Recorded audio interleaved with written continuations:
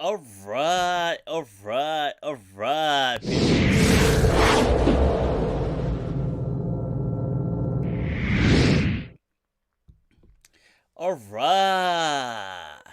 إن الحمد لله وكفاه والصلاة والسلام على رسوله المصطفى وعلى عباده الذين ارتضى ومن بهداهم اهتدى وبآثار أهل المدينة اقتفى وبعد فسلام الله على القوم. أهلا وسهلا بكم ومرحبا. Juan Ying Layth, bienvenidos a todos. Bakhair Raghale, Khushamadid people, and as always, Swagatam. Alright. What is going on? That's what I'm talking about, people. That's what. Whoa, look at the questions flooding in. Allah. First, let me just check that the sound is coming through all fine. Let me just move these comments back to the side slide. Alright, look at this setup. People, you guys can't see it, obviously. I've got it right here. Right, so let me just check with my Facebook gente. What's going down? Happy Father's Day. Alright. That's it, man. That's it. Watching live from H-Town. Wah. What is H-Town? Right, so what is going on? I take it the sound is all loud and clear. Let me just share this from... actually, whilst I share it and you guys are... Let's begin with some Shayeri. You know, I told you last time about a poet I've come across. A recent poet from Pakistan. But he's got this kind of simplicity, but yet deeply touching vibe to him. So, people. Please, आज मुझे वक्त दीजिए. Can you guys hear him? मुर्शिद मैं आज आपको दुखड़े सुनाऊंगा. I take it the audio's coming मुर्शिद हमारे साथ I बड़ा can't seem जुल्म to हो hear गया. it for some reason today. मुर्शिद हमारे देश में एक जंग छिड़ गई. Let me just share this whilst that's मुर्शिद going on. शरीफ शराफत से मर गए. मुर्शिद हमारे ज़हन गिरफ्तार हो गए. मुर्शिद हमारी सोच भी बाजारी हो गई. मुर्शिद बहुत से मार के हम खुद भी मर गए. मुर्शिद हमें ज़रा नहीं तलवार दी गई. मुर्शिद हमारी ज़ात पे बहुतान चढ़ गए. मुर्शिद हमारी ज़ात पलंदों में दब गई. मुर्शिद हमारे वास्ते बस एक शख्स था. मुर्शिद वो एक शख्स भी तकदीर ले गया. मुर्शिद खुदा की ज़ात पे अंधा यकीन था. अफसोस अब यकीन भी अंधा नहीं रहा. मुर्शिद मोहब्बतों के नताइज कहाँ गए. मुर्शिद मेरी तो I don't know if you guys can, but I found this very profound. I don't know, maybe it didn't do it for you guys, but I found it really incredibly profound. I thought I'd share it with you guys. So, what is going on, mi gente? Que lo que? Alright. So,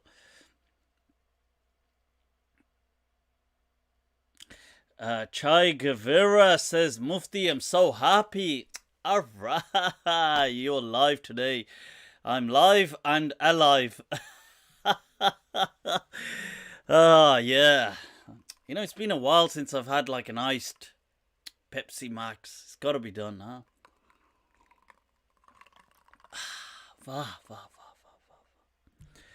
So, salam from Canada. So, your thoughts on the stabbing in Reading?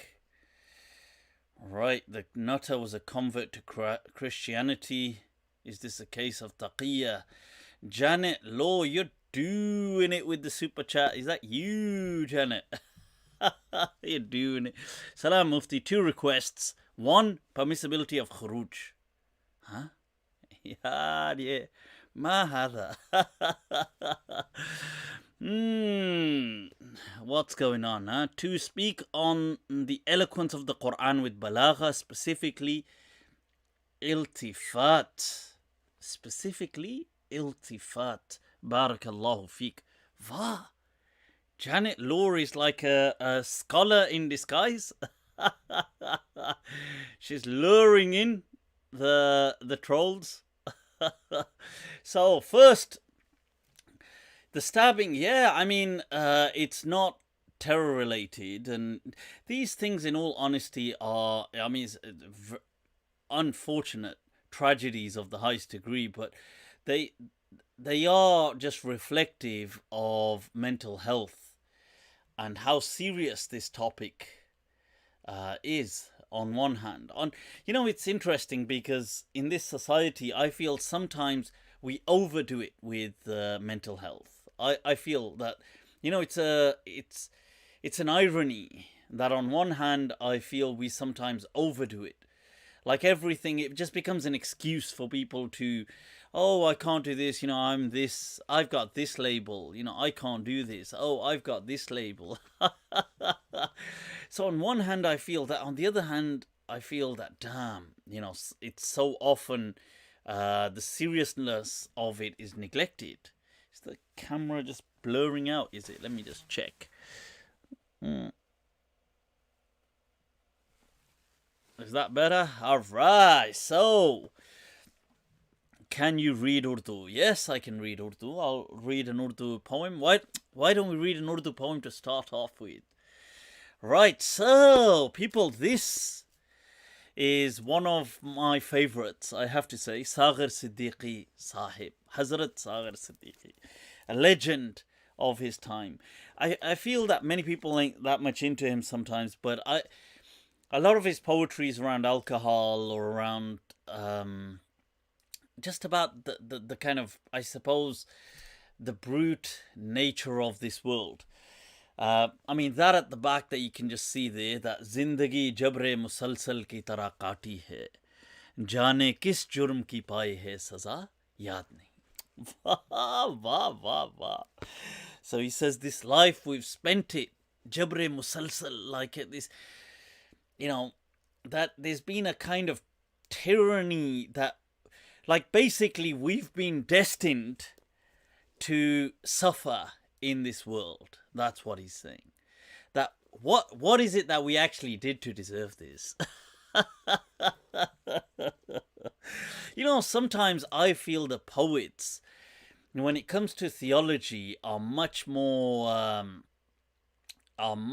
kind of brave and vocal in expressing what normal people feel. But they just, you see, normal people can't speak up because the clergy kind of bash them down and just shut them up. And the clergy are just more often than not, just lost in their sectarianism, in their power plays, in their politics. But the poets, Allah, they have that audacity. I love it, honestly. And I feel that sometimes they say things which people deem to be kufr. But it's not really about kufr. It's just that they are, that they have that confident relationship with God that they can ask God these things. That why? And sometimes it's a kind of venting. Like they might say in therapy, it's good occasionally to just let it all out. If like, hence a grieving process that people sometimes they might need to cry. They might need to. I'm not saying you need to do it broadcasted live on Instagram, but but sometimes people have all these things building up, and they need to just let it all out. And I feel the poets in that way do that. They it's like Ghalib has this line where he says, Kya wo Namrud, he says, what is it? Kya wo Namrud ki khudai thi, bandagi mein mera bala na hua. Allah. When you understand what he's actually saying. he's saying, right, he's saying, kya wo Namrud ki khudai thi? That was it. Oh, it's this. I've got a drink bottle here, and I'm thinking, why is there this kind of sound? Oh, it's this. It's the fizz. Right, so he's saying, was it, Nimrod from Abraham's time, who claimed to be a god, or claimed some kind of deityship about him? He says, was it Nimrod we were worshipping? Like, after all this ibadah, bandagi mein mera bhala na hua. I worshipped and yet I never benefited. Maybe I was just worshipping a pharaoh, or what was I worshipping? People freak out with this kind of thing. I understand it. That it's frustration. That's what it is. Right, so what is going on? Mufti, Germany loves you, and danka. I love Germany too. The fatherland, the fatherland. See, it's interesting that not many countries refer to themselves in the feminine form. And I believe Germany, amongst a few, refers to itself in a kind of masculine form, as not the motherland, but the fatherland. Who's the daddy? Or am I just reiterating some Hitler rhetoric? I don't know. So, what is going on? Mom, were you born that cool? That deserves a... You naughty. You're teasing me, you naughty. So, what is going on, people? First of all, Assalamu alaikum, kidda, swag se swagat, acha. What does Islam say about being motivated? Being motivated, unmotivated and studying. Wah. What a question. ¿Dónde estás, amigo? Mufti, Maum, Shabir, alright. Estoy aquí. I'm right here. ¿Qué lo que? What's going down, mano? So, any proof that people can have a spiritual effect on food they cook? That's an interesting one. Sometimes there is this, like we say barakah, like a blessing. I feel sometimes this might be an effect from consciousness that we may experience subjectively. Obviously, it doesn't have that kind of objective reality to it, but maybe a subjective reality. All right. Mufti, let's... People, whilst some of you are tuning in, clicking like, clicking share, spreading the love, spreading the fitan wa fasad. Spread it, people, spread it. So, meanwhile, here we have somebody who's spreading the love to get rid of counter racism. Soomro pledges to end racism by marrying a woman of every color. That's what we're talking about, people. That's what we're talking about. Fight racism. All wives matter. So what is going down, man? What is going down? Handsome Hound, you're doing it. What a name, huh? Handsome Hound. Sent Wahhabis seem to make a distinction between greater and lesser shirk. Is making promise or showing off prayers shirk, and how accurate are those hadith? Somebody says Ali Ditta. I'd heard Allah Ditta. Ali Ditta. Acha. I can only hope that the father's name is Ali in this case. They go, Yara kis ditta? They go, Ali ditta. Ditta means gave. The Ali gave. As in, gave the child, as in the person. Acha. So, Ali Ditta says, Mufti, what do you, all in caps lock, by the way, all in caps lock. Mufti, what do you say about Yasir Qadhi's Facebook comment about you making fun of him? We're going to come to that in the Masala segment again. Masala segment on Yasir Qadhi ji. Yasir Qadhi has dropped himself in it, hasn't he? He's gone in deep, and it's gone in deep. Oof. توبة نصوحة توبة نصوحة تب إلى الله توبة نصوحة يا أخي يا محمد. We have a course, you know. يا ياسر قاضي يا أيها القاضي. الله الله الله. ألا يا أيها القاضي أدر كأسا وناولها. What's the other one? The popular, yeah.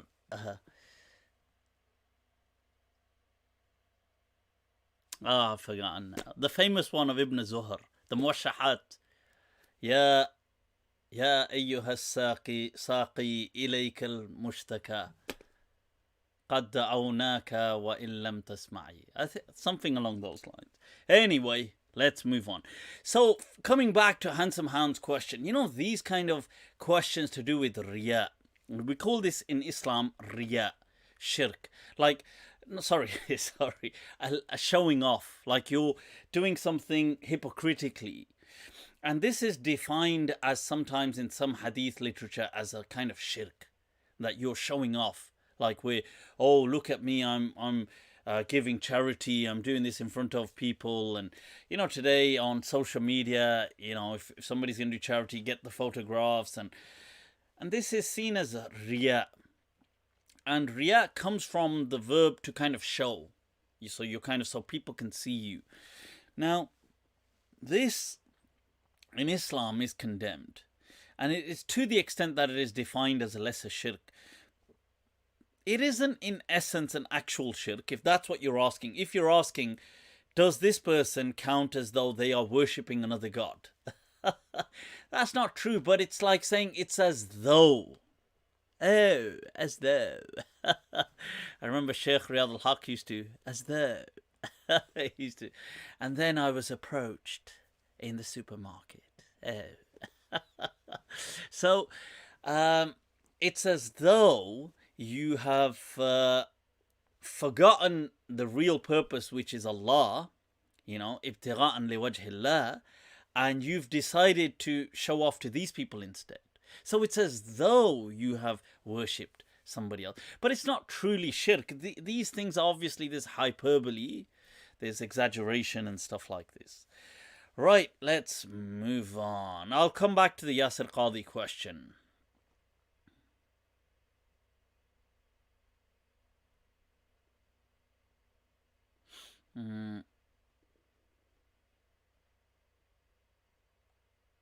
Right, okay.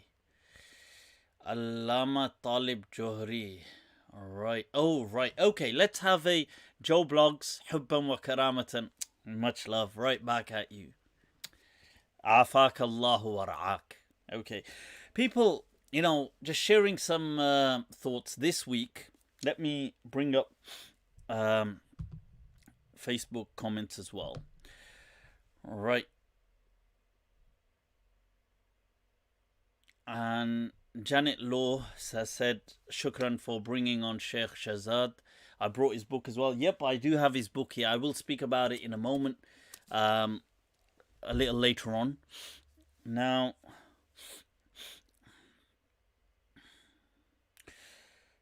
Ustad, thoughts on Sheikh Muhammad's translation of Quran and the dialogue with Binuri Town Mufti Abdul Baqi. I'll have to read up more on that before. I'm not too familiar with that dialogue between Mufti Abdul Baqi and this. So let me read up on it and then I'll get back to you guys on that question. Right, Mufti, how many wives do you have? Can you put a number on certain things, huh? That's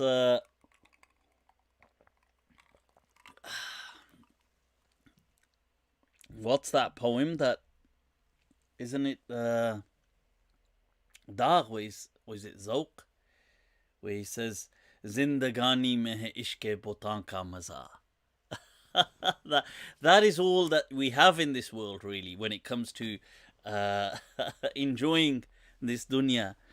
And that when we come to meet Allah, we will face Him then. These poets, they've had a bad influence. Naughty. But people focusing. Right, so let's, I want to say something a bit serious. So this last week has seen the loss of certain ulema. I would like to just say a few words about them. So we've got very local, I know there's been Allama, somebody mentioned Johari as well. There's been from Birmingham, we've had Maulana Qari Tasawwur al-Haq Sahab, who's passed away. He did great work here in Birmingham in the UK. And also Mufti Muhammad Naeem from Karachi, Pakistan, the founder of Jamia Binoria. Now, these two people I've known personally in my life, and especially Mufti Naeem Saab, I've been, greatly indebted to on several occasions. I spent considerable years in his institute. I studied in Jamia Binoria. Probably at least 5 years I was there. So, and there were a lot of things that happened, as you stay in a place. And to be fair, he did, he was always very accommodating. If I can sum him up like that, he was always very helpfully accommodating. An amazing quality he had is that he, in Arabic we have this term, taghaful. They use it in Urdu as well, but it's an Arabic term, taghaful. It comes from the pattern of tafa'ul, which is sometimes to feign something, to pretend to do something. So if I said tanawum or tamawat, tanawum would mean to pretend to go to sleep, or tamawat, pretend to die. So like that, taghaful, and obviously the verbal noun taghaful. Now, it means to pretend or to kind of to purposely be negligent of something, like to kind of turn a blind eye to something and pretend you don't know. This is like Ghalib says in the poem, Mana ke taghaful na karoge lekin khak ho jayenge hum tumko khabar hone tak. That I understand you wouldn't do taghaful, purposely neglect, but by the time you do come to realize, we would be dust. Now, this, I feel, was an amazing quality of Mufti Naeem. This taghaful. Sometimes he willfully kind of kept a blind eye to certain things when, as a figure of power and superiority within, it was his madrasa. He was the dean, he was the founding father of the madrasa, but he ran it. It was ultimately his madrasa. He had all the power.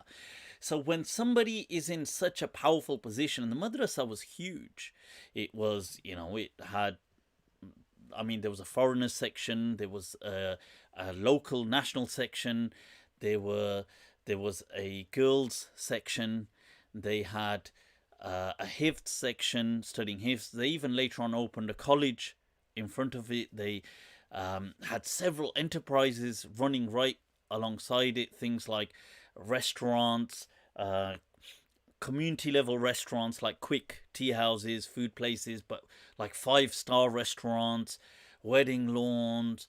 They had so many things that supermarkets brought out the entire block. It was under the banner of the madrasa, really. So when you're a person in that kind of position, you see how you wield your power around it speaks volumes about you, because you can easily oppress people. You can easily if it's very easy to have, because it's your way, you're the highway. But yet he would always, turn a blind eye if something's gone wrong, if you've made some mistakes. He wouldn't really try to catch you out with things. He wouldn't try to put you in trouble. He wouldn't try to, even if something has happened. I mean, maybe occasionally, like anyone, but otherwise he was very forgiving like that. And I found that to be an amazing quality in him. Another thing that was so well known about Mufti Naeem Saab was that he would never say no. There was this thing that he would always, if you go to him, it's like, ठीक है, करवा देंगे, we'll get it done, ठीक है, हो जाएगा, whether it got done or not, but but he would never say no. And yeah, so I mean, I remember, and to be fair, he did used to get certain things done, if you do. I remember once the madrasa had our room where we stayed in the foreigner section. We had a few Brits, and I mean, there was several rooms, but our room was shared by about 4 or 5 guys. It was a rather large room. It had its own kind of kitchen, its own kind of storeroom, and we wanted really our own ensuite bathroom, and we had the space in our room at the back, but we couldn't, obviously, how do you do it? So I had asked Mufti Naeem Saab, I said, Mufti Saab, could we get our own bathroom? Could we get it built? He was like, karwa denge, karwa. And there was this, this event where the Home Secretary visited the madrasa. So they were going to do a speech. So they were going to do one speech in English. So that speech, I did it in English for them. And remember, the school, the madrasa, had thousands of students. It had probably, if I recall correctly, maybe about 4,000 students or something in total. It had loads of students, or between 3,000 to 4,000 at least. So I did that speech in English, and the Home Secretary really liked it. He was like, oh, wow, this is... And afterwards, Mufti Naeem kind of calls me and he goes, oh, yeah, well done. I liked it. It was a good speech. So I said, Mufti Saab, any chance we could get an ensuite? And to be fair, he said, of course. And within literally 3 days, the ensuite was set up. From scratch. The whole thing, people came in, work, whole thing done. Wow. I mean, I'm just quoting a kind of memory that's just coming to my mind. It's not that he's had huge real accomplishments. That's nothing. I'm just saying personally, when I've had some personal issues when I was in the madrasa, I did refer to him, and he helped me. He was very helpful, and I will forever be indebted to him for those things, and just for allowing me the opportunity. I was, a bit of a maverick. I used to kind of trim my beard and do things like that, and they don't like that kind of stuff. But yet he never allowed people to kind of sabotage my education. There were 1 or 2 attempts by certain teachers that wanted to at one point sabotage my education, because they said that he trims his beard, we can't have this, and they even wanted me not only suspended, expelled.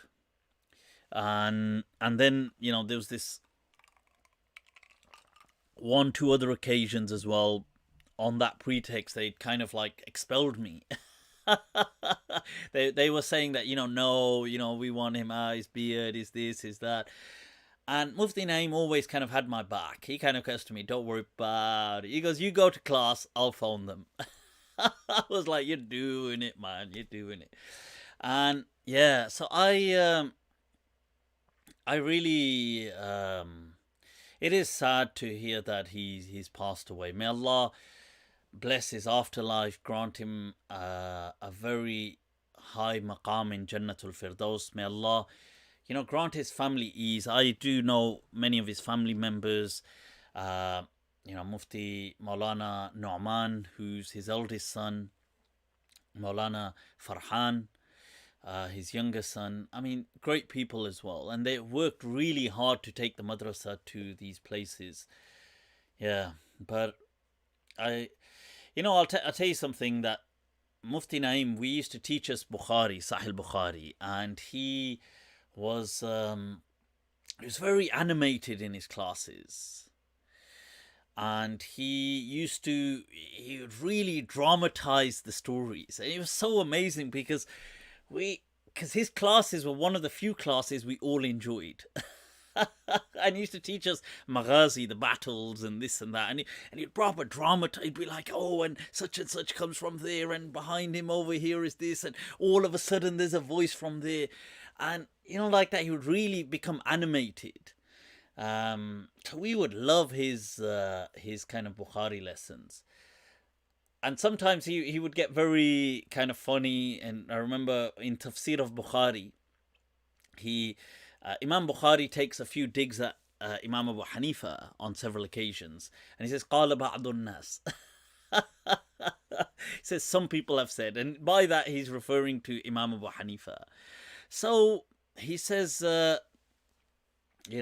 or twice, Mufti Naim, as he's passing through, he goes, "Ye kya qala ba'dun nas, qala ba'dun nas." He goes, he quotes from Imam Shafi'i, he quotes from these people when Imam Abu Hanifa's name comes, he says, "Qala ba'dun nas." He goes, "Qiyamat ke din pakdenge unko." He's going to be answerable on the Day of Judgment. How dare he kind of disparage Imam Abu Hanifa like this? But yeah, he was, once I mentioned this in my Facebook post, he kind of digressed in class, and he said he went off into a personal story. So his ancestors, I mean, not just far ancestors, I mean, I'm pretty sure maybe his great-grandfather, or they weren't Muslims. And I think it's his grandfather who embraced Islam in India.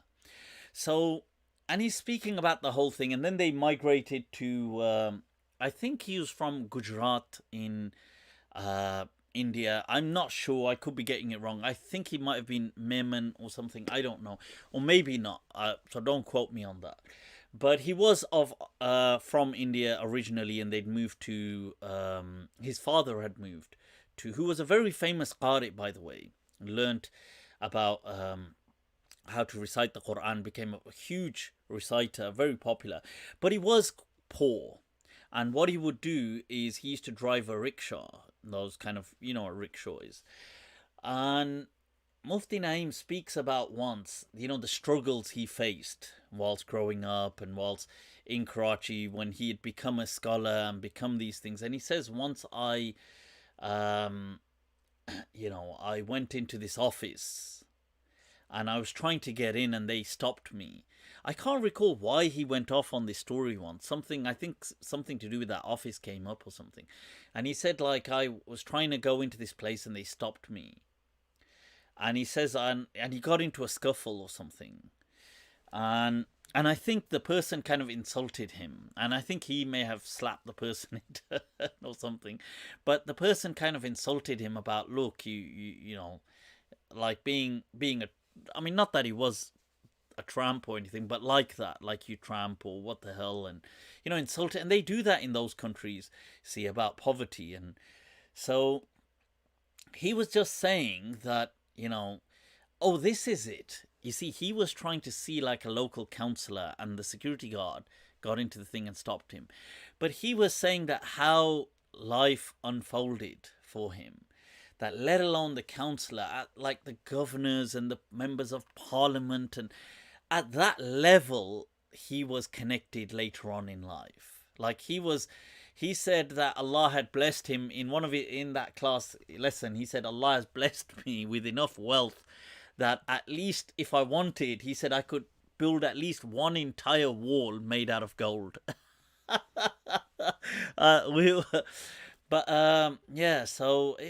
But it's just amazing his stroke. Like, he went from something very humble and he ended up owning that entire block, everything. In that entire region. And so, yeah, I just want to share some words about him. He's very well known in Pakistan, and many, people I'm pretty sure the Prime Minister has tweeted about him from Pakistan and other people, but I this was my personal kind of connection with him, so may Allah raise his maqam in Jannah.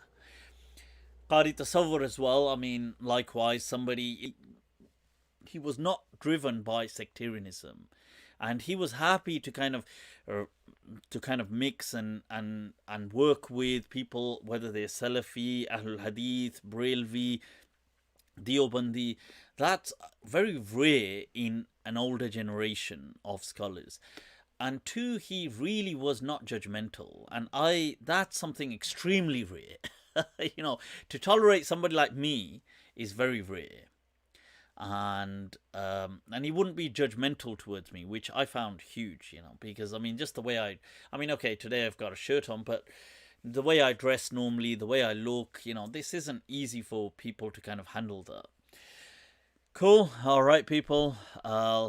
Moving on, taking some of your questions.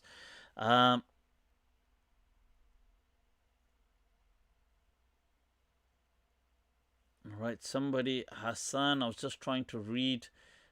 Right, Hassan, shukran. You sent a poem. It's kind of gone. Khalid Hussein, shukran for your super chat. You're doing it.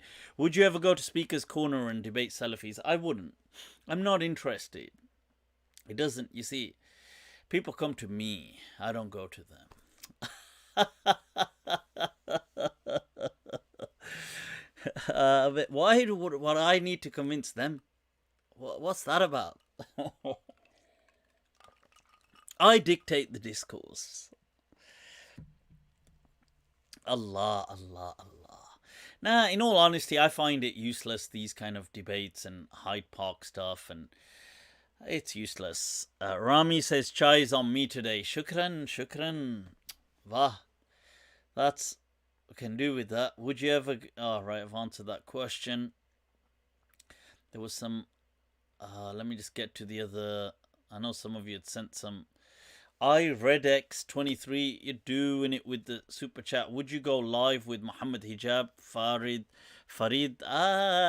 Ganguteli, Baba Fariduddin Ganguteli responds.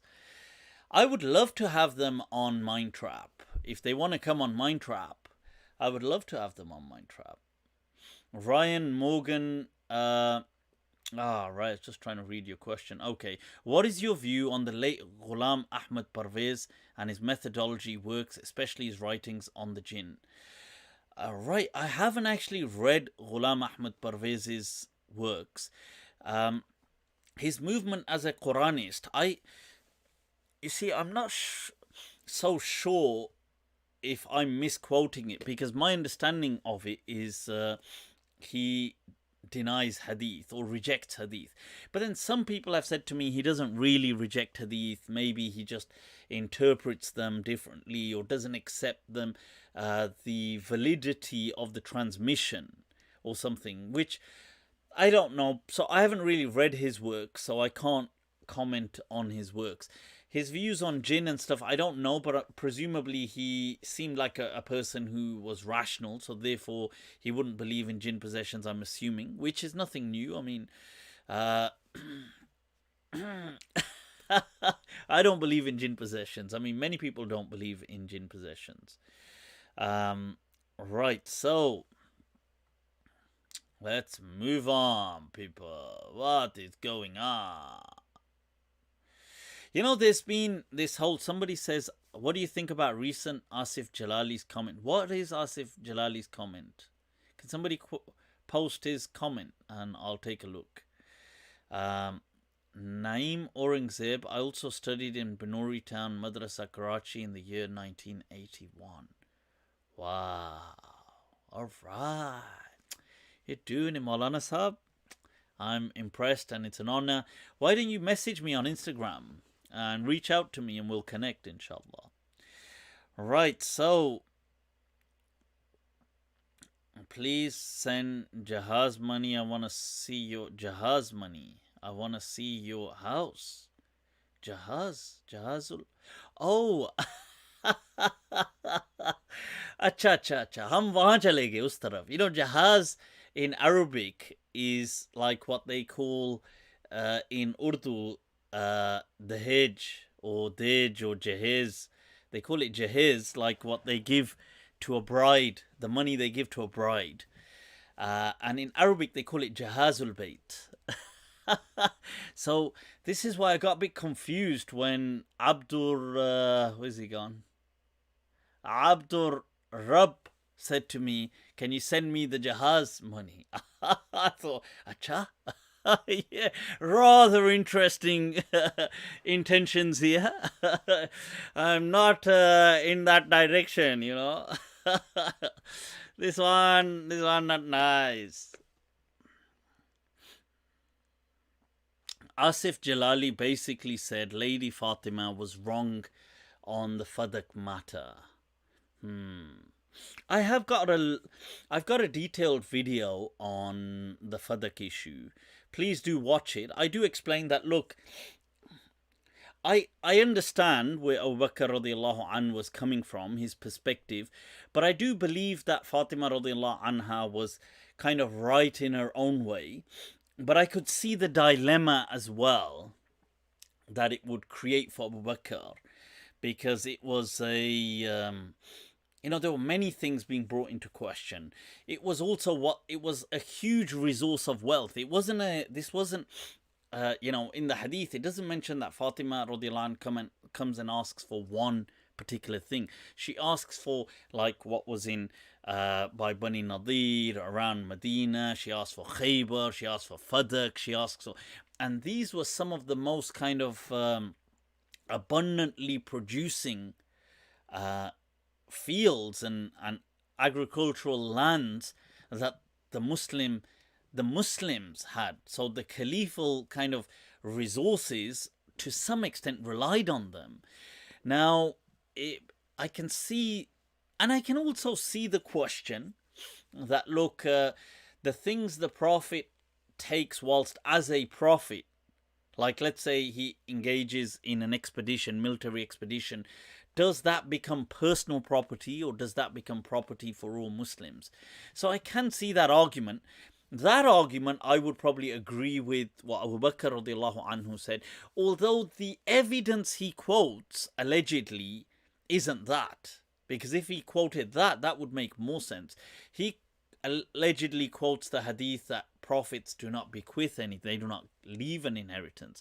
And I feel that I'm, with Fatima radiallahu anha with that one, because of course they do, because the Quran says وَوَرِثَ سُلَيْمَانَ دَاوُود, and Solomon inherited from Dawood and all these things. So it doesn't really make any sense. So, but I can see the dilemma. But I wouldn't, you know what it is? Some people in the past, out of the, this whole sectarian thing, and because sometimes the Shia overdo it in their way. So sometimes some Sunnis overdo it on this side, to kind of have a dig back at them. And, so Ibn Kathir in his tafsir, what he said was, so not nice, my friend. It's not really befitting for him to speak like that about Fatima radiallahu anha. It's not. He kind of says some harsh words about her. That who does she think she was, and she doesn't amount to. The way he has some really harsh words against her, and this is it's Ibn Kathir is in not a position to criticize Fatima like that. Radiallahu anha. Sure, he can critique. Critiquing is different. Like I'm critiquing, saying that look, if Abu Bakr radiallahu anhu went with this argument, I actually agree with that argument. But because this hadith is used, I find that hadith to be weak in this position. So that's critiquing. But to kind of like, to attack, it's wrong, I think. So yeah, and I don't know whether he did that to kind of get back at the Shia, or he did that, why he did that, I don't know, but it's not, it's not befitting. So yeah. So if that's what Asif Jalali is saying, then, then, it's not. I wouldn't use it. People have said, look, she was wrong from their perspective. Okay, that's their opinion. I wouldn't say, oh my God, they're going to go to hell for using the word wrong. I think there's difference in saying that somebody's wrong and in kind of attacking them. Yeah. Right, so what's going on? Hassan, Nasir, how do you shave your back hair? My concubines do it for me. I'm joking, yeah. I'm joking. This one, not nice. Where's my, where's it gone? Got him! Got him! Got him! So, yeah. Let's take a look. Right, so Ammar Khan, you're doing it. Much love right back at you. So there's been a lot of talk going on. And people have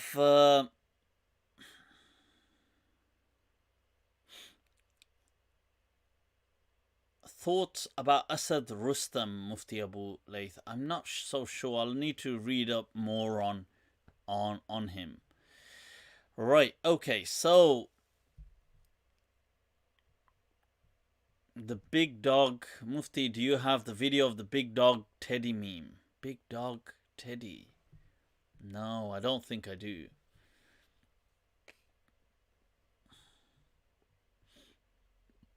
Yeah, somebody said Ibn Kathir and Tabari are not gods. Of course they're not.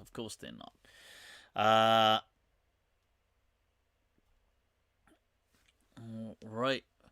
I'm back with my much love Mufti Sana, huh? Sana. Sahab, Sana. When you say Sana, I remember, what is it? Imam Asim. Remember that picture, Sana? Yaar, ye Sana kaun hai yaar? Oh, the questions that we ponder over, huh? Yaar, ye Rima kaun hai? We gotta figure out these.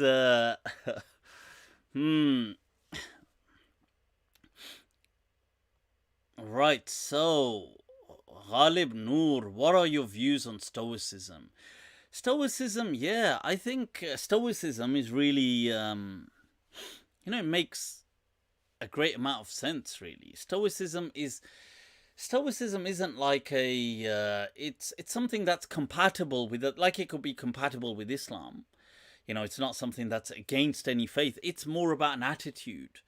Being stoic is one of these, just kind of getting on with things in life, just kind of taking that stoic approach where, right, it is what it is.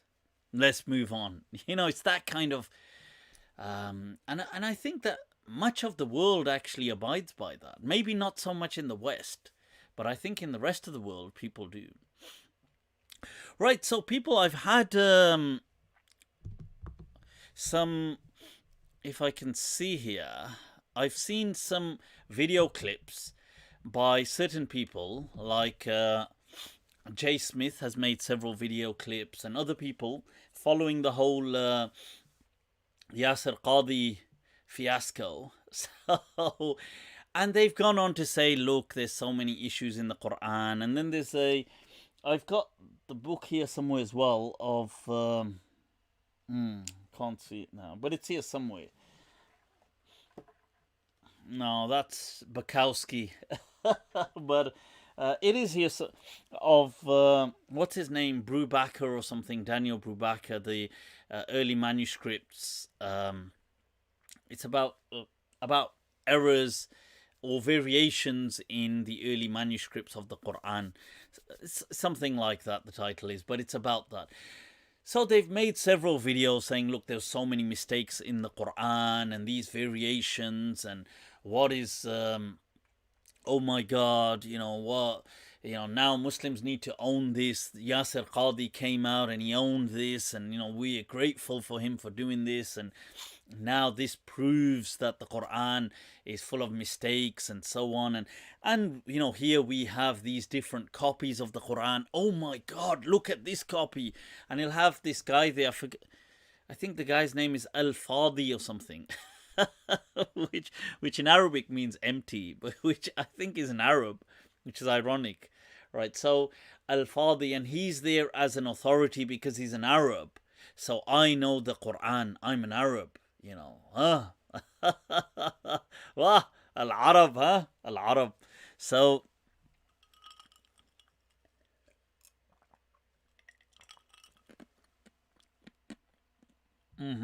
right, so here's an example of something they bring up. So as you can see here, this is a surah they're quoting here. The famous surah, by the way, you all probably know this surah. Surah Bayyinah. Okay. And they're quoting the part in the end that says, Ulaika hum sharrul bariyah. Now that they are the worst of creation. Now they're saying, but if you look in Warsh, it says, Ulaika hum sharrul bari'ah. Okay, bari'ah. Now, those of you that know Arabic, bari' in modern standard Arabic means innocent. Okay, so, you say, hal huwa mudhnib am hal huwa bari'. Is he guilty? Is he innocent? And like in the Quran, وَمَا أُبَرِّئُ نَفْسِي إِنَّ النَّفْسَ لَأَمَّارَةٌ بِالسُّوءِ. Allah. As is Surah Yusuf. Now, bari means innocent, yeah? And I know in some dialects it means a kettle, but that's actually briq, but the qaf is silent. But bari with the hamza means innocent. So they're saying, using this contemporary Arabic, they're reading this here as ulaika hum sharrul bari'ah. So if you look, where it says problem, are we Christians or people of the book the worst of creatures, or are we innocent? Hum sharrul bari'ah. They are the worst of the innocent female.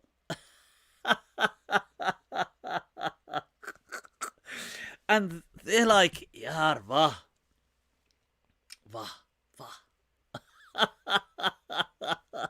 They're like, boy, the damage we've done.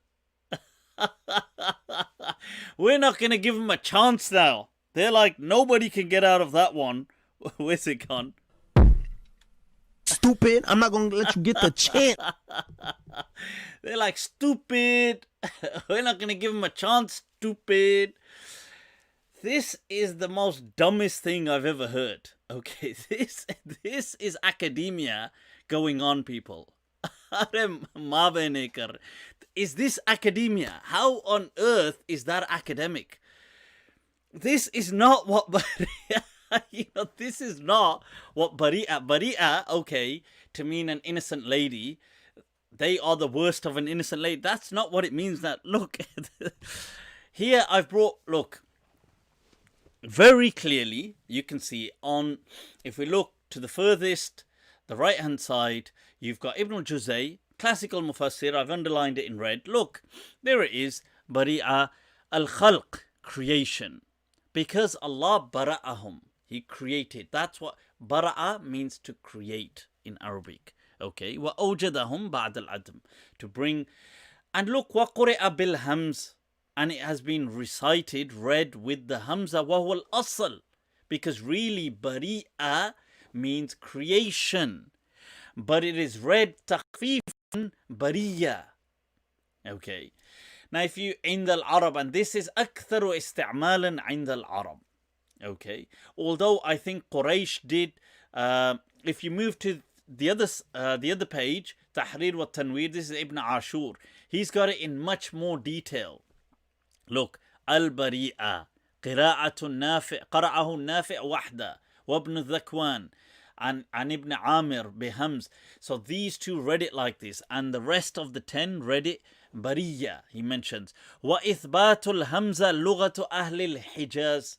So the people of Hijaz would mention the Hamza. وَالتَّخْفِيفُ لُغَةُ بَقِيَّةِ الْعَرَبِ. So reciting it or reading, saying this word Bariya as opposed to Bari'a is how the pronunciation of most the Arabs would be. Tarakul Hams, and he gives some examples. Fi dhurriya wan nabi. So the word nabi is another example. So you would actually say nabi. There's a hamza at the end, but the common Arabs used to use nabi without a hamza.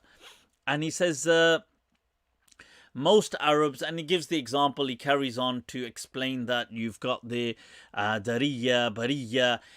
Most people would say it like that, except the people of Mecca. They would recite the Hamza here, and they would be different. Yeah. So, if you take a look at this, the problem at the bottom: are we Christians the worst of creatures, or are we the worst of the innocent?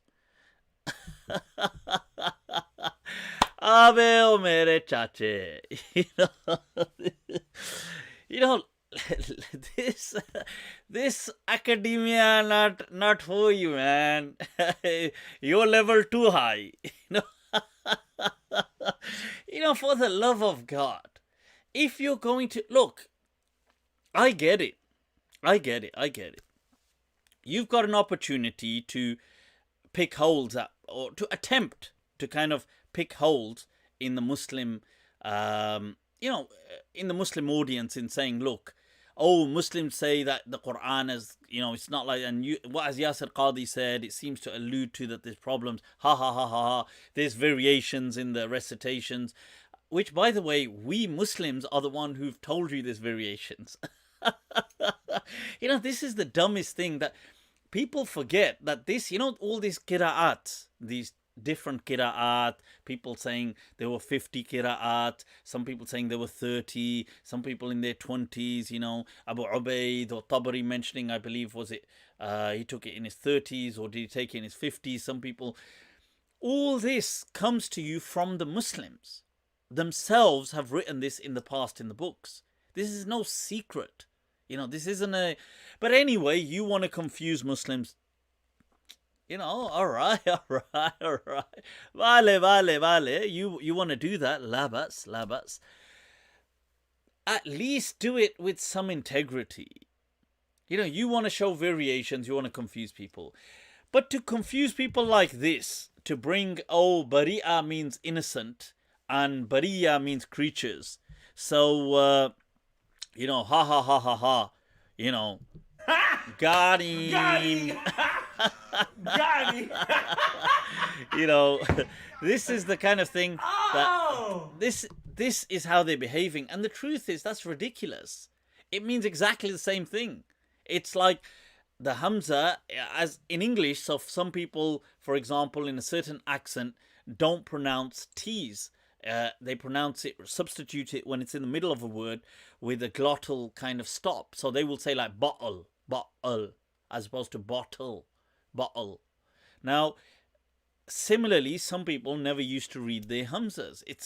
They're not referring to the word innocent.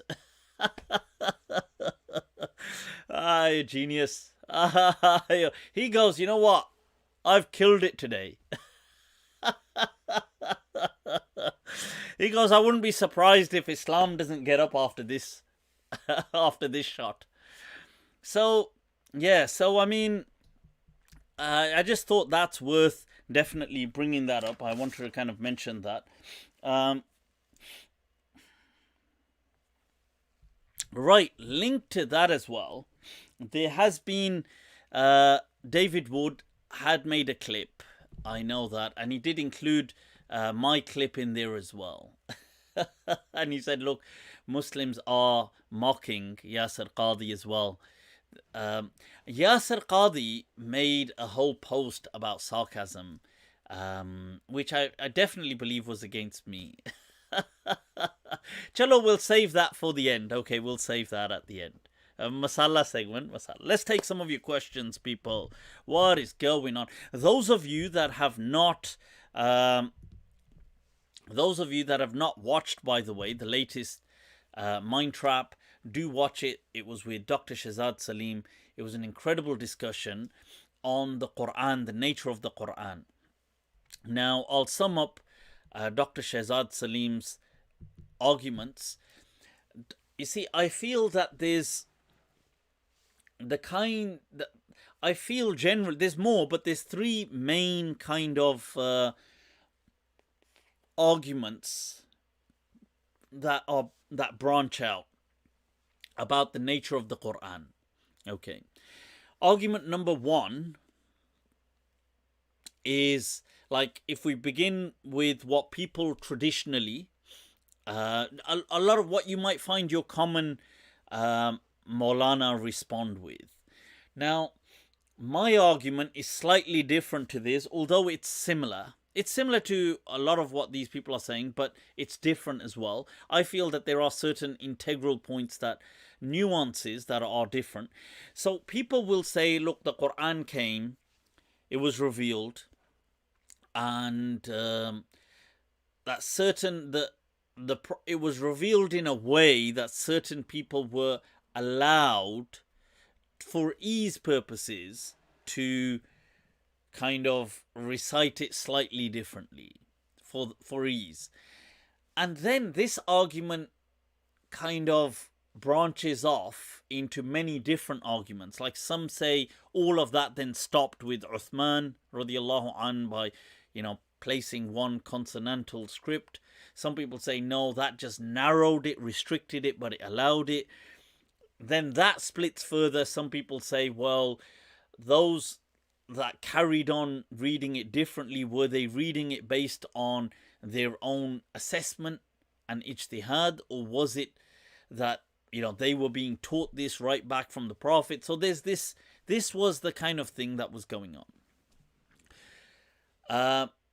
My view is slightly different. My view, I'll come back to, is about dynamism, the Quran always being dynamic. But there is then this view that is presented by the Farahi school, which is by Javed Ghamidi Saab, Allama Javed Ghamidi, and also by Dr. Shazad Salim. And so that MindTrap episode was all about that.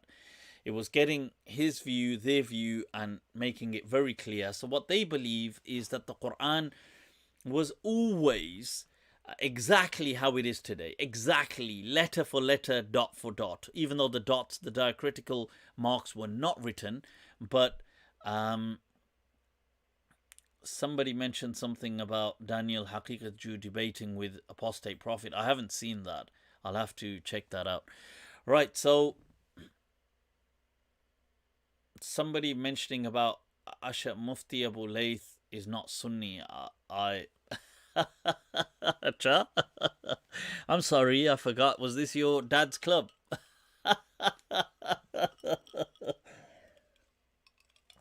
Is that what it is?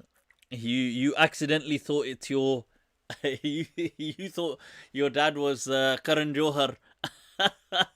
What he's doing in Bollywood, you thought that was your dad doing it to Islam.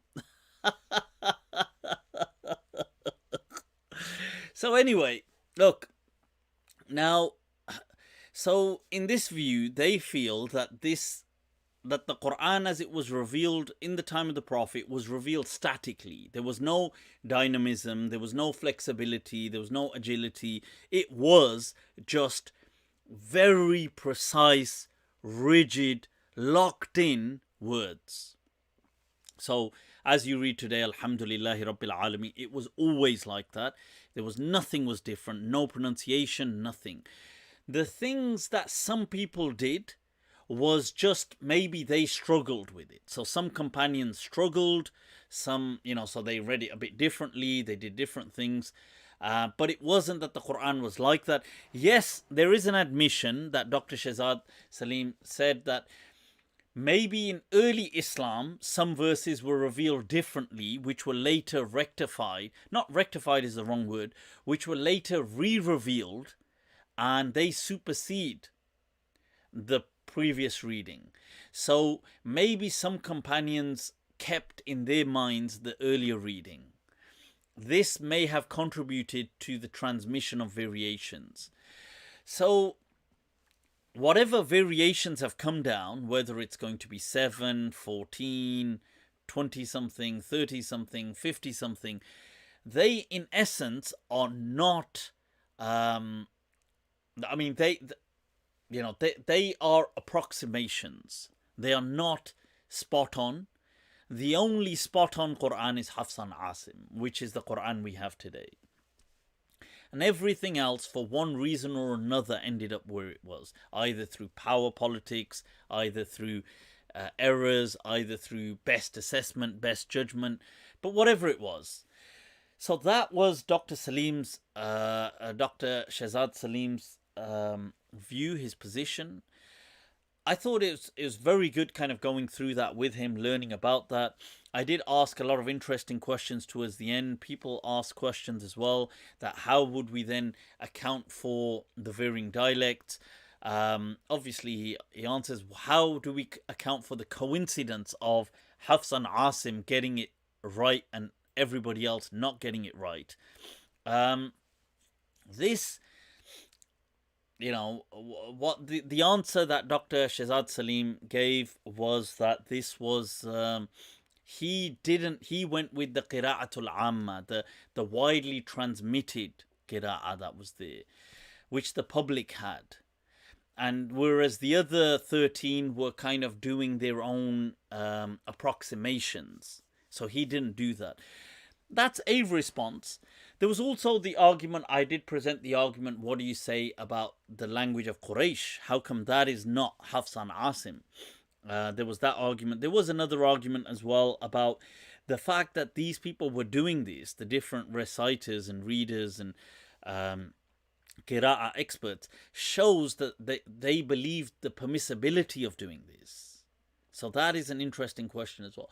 But the discussion that we had was thoroughly enjoyable. I do advocate that you all watch it if you can. This book, I haven't been through all of it. Sorry, I'd been kind of caught up with a few things, but I'm hoping to clock the rest of this book as soon as I can. And hopefully with Dr. Shehzad Salim do a summation, a summary of his book with him if we can.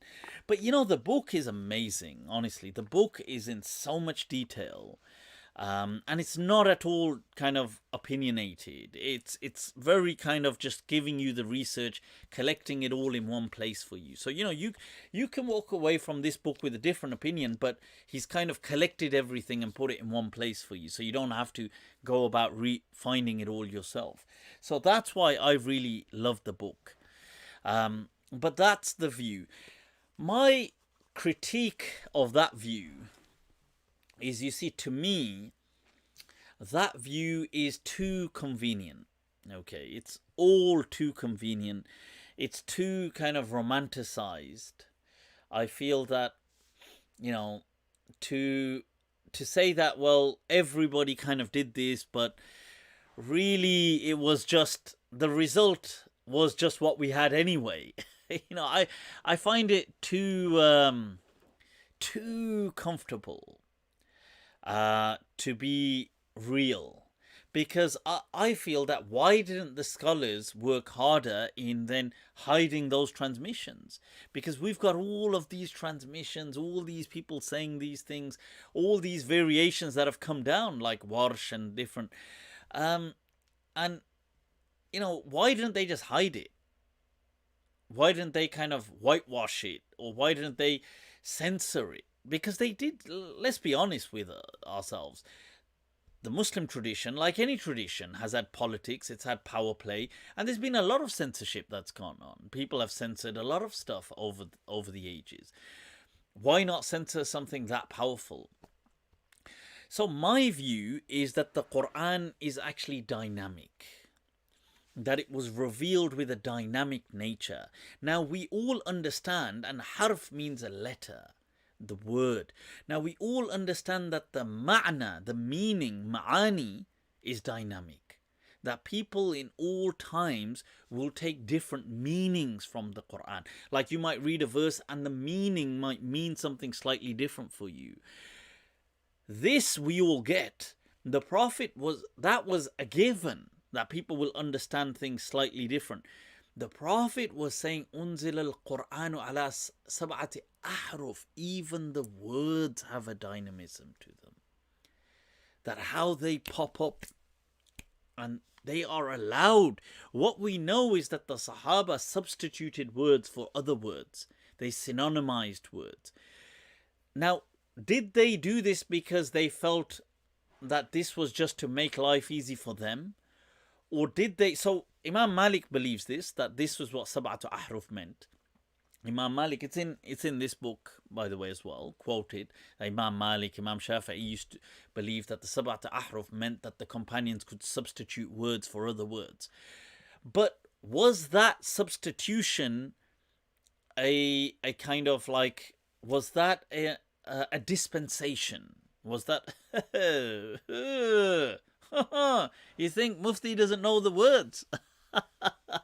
Was that a rukhsa? Was that something that was to make ease for them? Or was that the default ruling? Was it the dispensation or the default position? The actual... That the Quran was moving in its essence. It was dynamic. Let me tell you something. You know something? Look, check this out, people.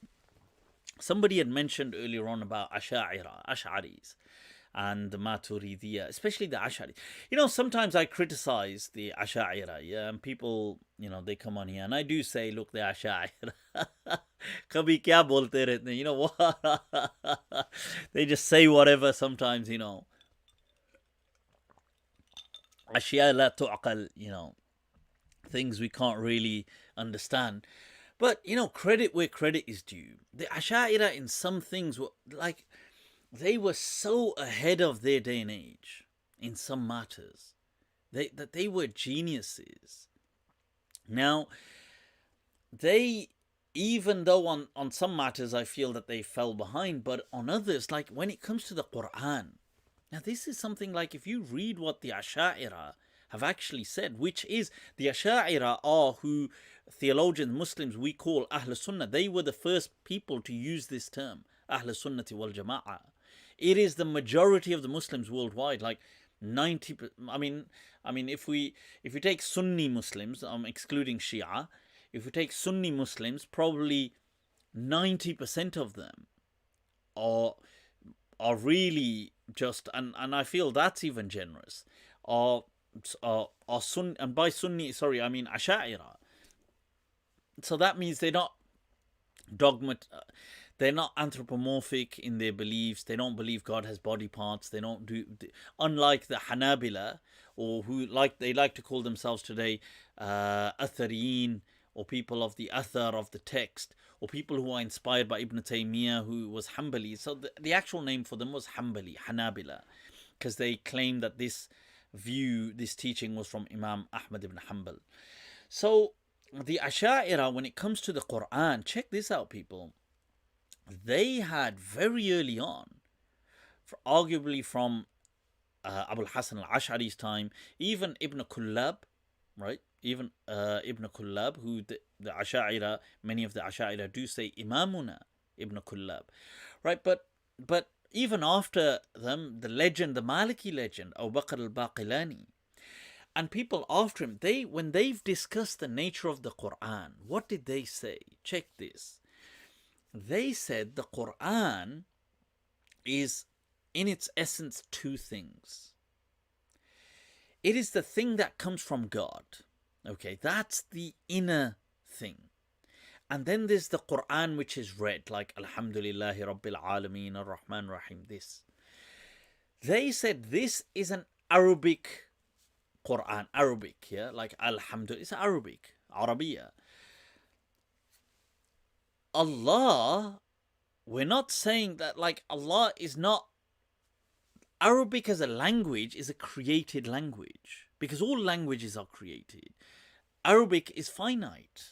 Allah is infinite. This is language that can be written, that can be pronounced. Allah, nothing of His can be trapped or encapsulated. So what they said, the kalam of Allah is of two types. Okay. They said kalamun nafs, like that this nafsi. Allah's kalam is the meaning, the kernel, the kind of the kind of lubab, the essence of revelation. The Arabic Quran is within the realm of creation. And what they meant by that, they say in their books, Abu Bakr al-Baqalani says, it is عبارة أو حكاية عن الكلام الأصلي. الكلام الأزلي. It is the expression of what the divine word. Now, then they discussed, where does the expression come from? Now, some people said it comes from either Jibreel or it appears to the Prophet. As today, like one could say, or, when speaking to Sheikh Sajjad, using the metaphor, I thought it was an amazing metaphor, downloading software. Like how you download. So it comes to the Prophet, he expresses it. It comes to him in that way. But this Arabic in and of itself is not it is not the kalam that was with God. That was the meaning. These are the words. So the meaning was the essence, and this is the shell. And the shell, it appears to the Prophet in the Prophet's mind. Or some of them said with Jibreel it appears. And they disagreed where, but they agreed that this was within this realm. Now, why is this so amazing and ahead of its time? Because this clearly shows the dynamism of the Quran. It's this dynamic feature that is appearing. It's coming with those, like I was giving the example of at the quantum realm, how subatomic particles, they appear. It's unpredictable. It's not an information deficit. It is they could just appear here, there, here. There is no patternicity to it.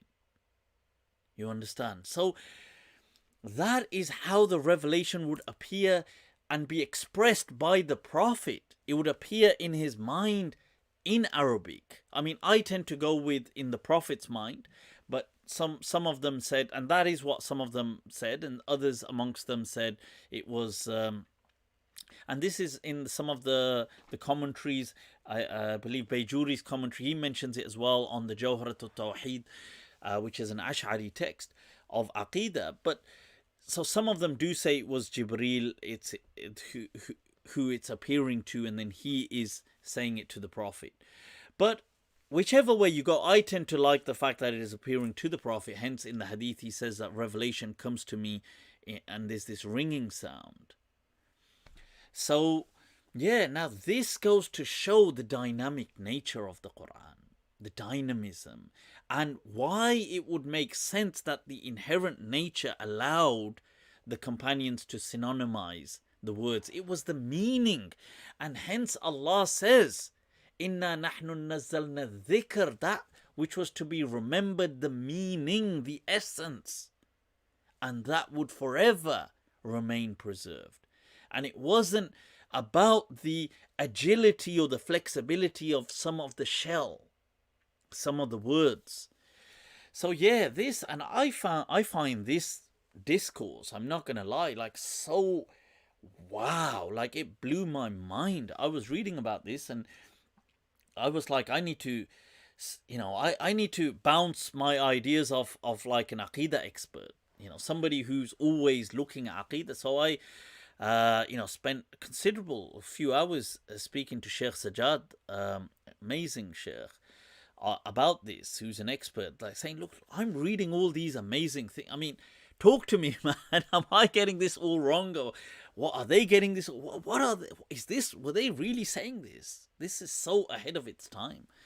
But yeah, so that's some food for thought. I wanted to share it with you guys. So it's not, you see, the problem, there was never a problem with the Quran.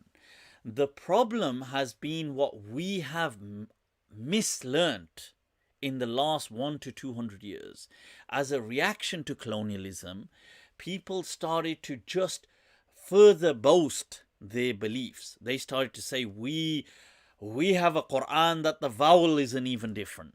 And, you know, in contrast to the colonialist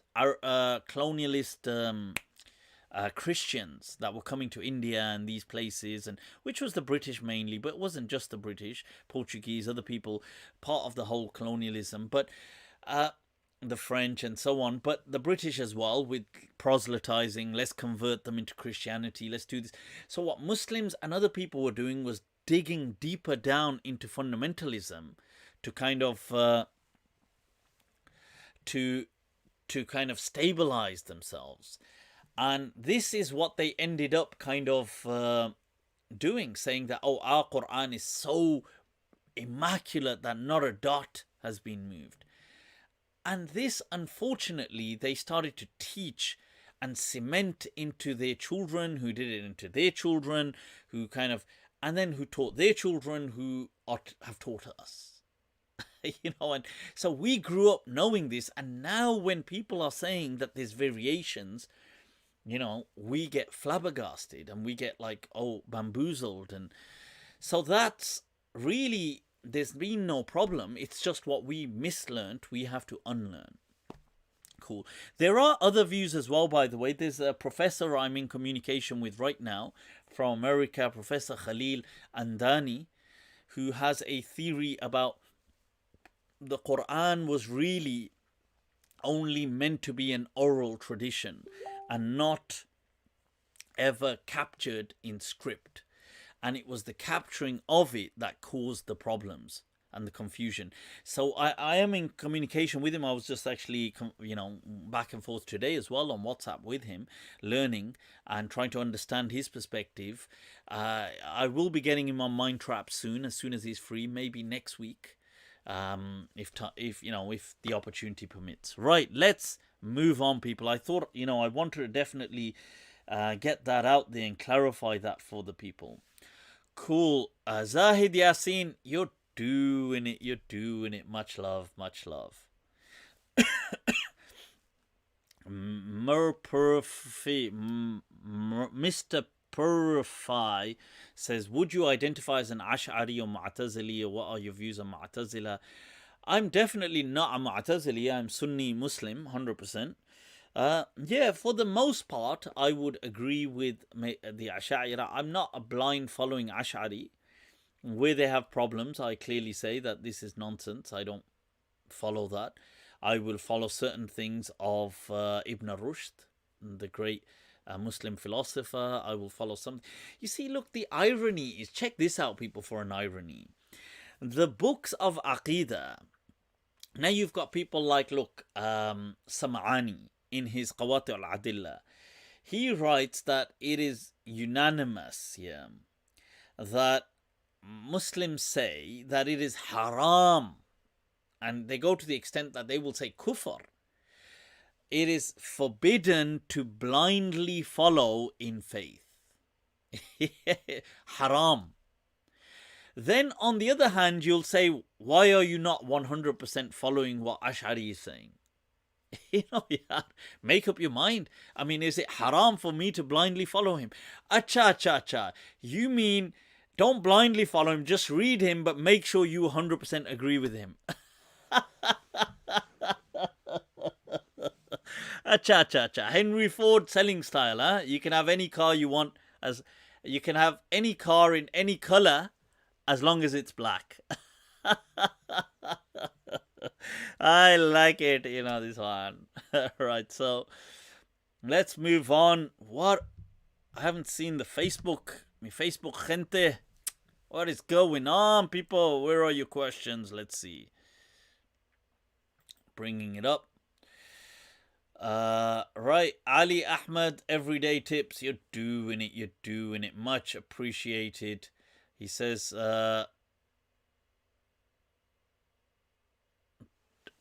he's paying me £5 for wearing it. Acha, chalo, I've heard of people paying to take off clothes. You're paying to put on clothes.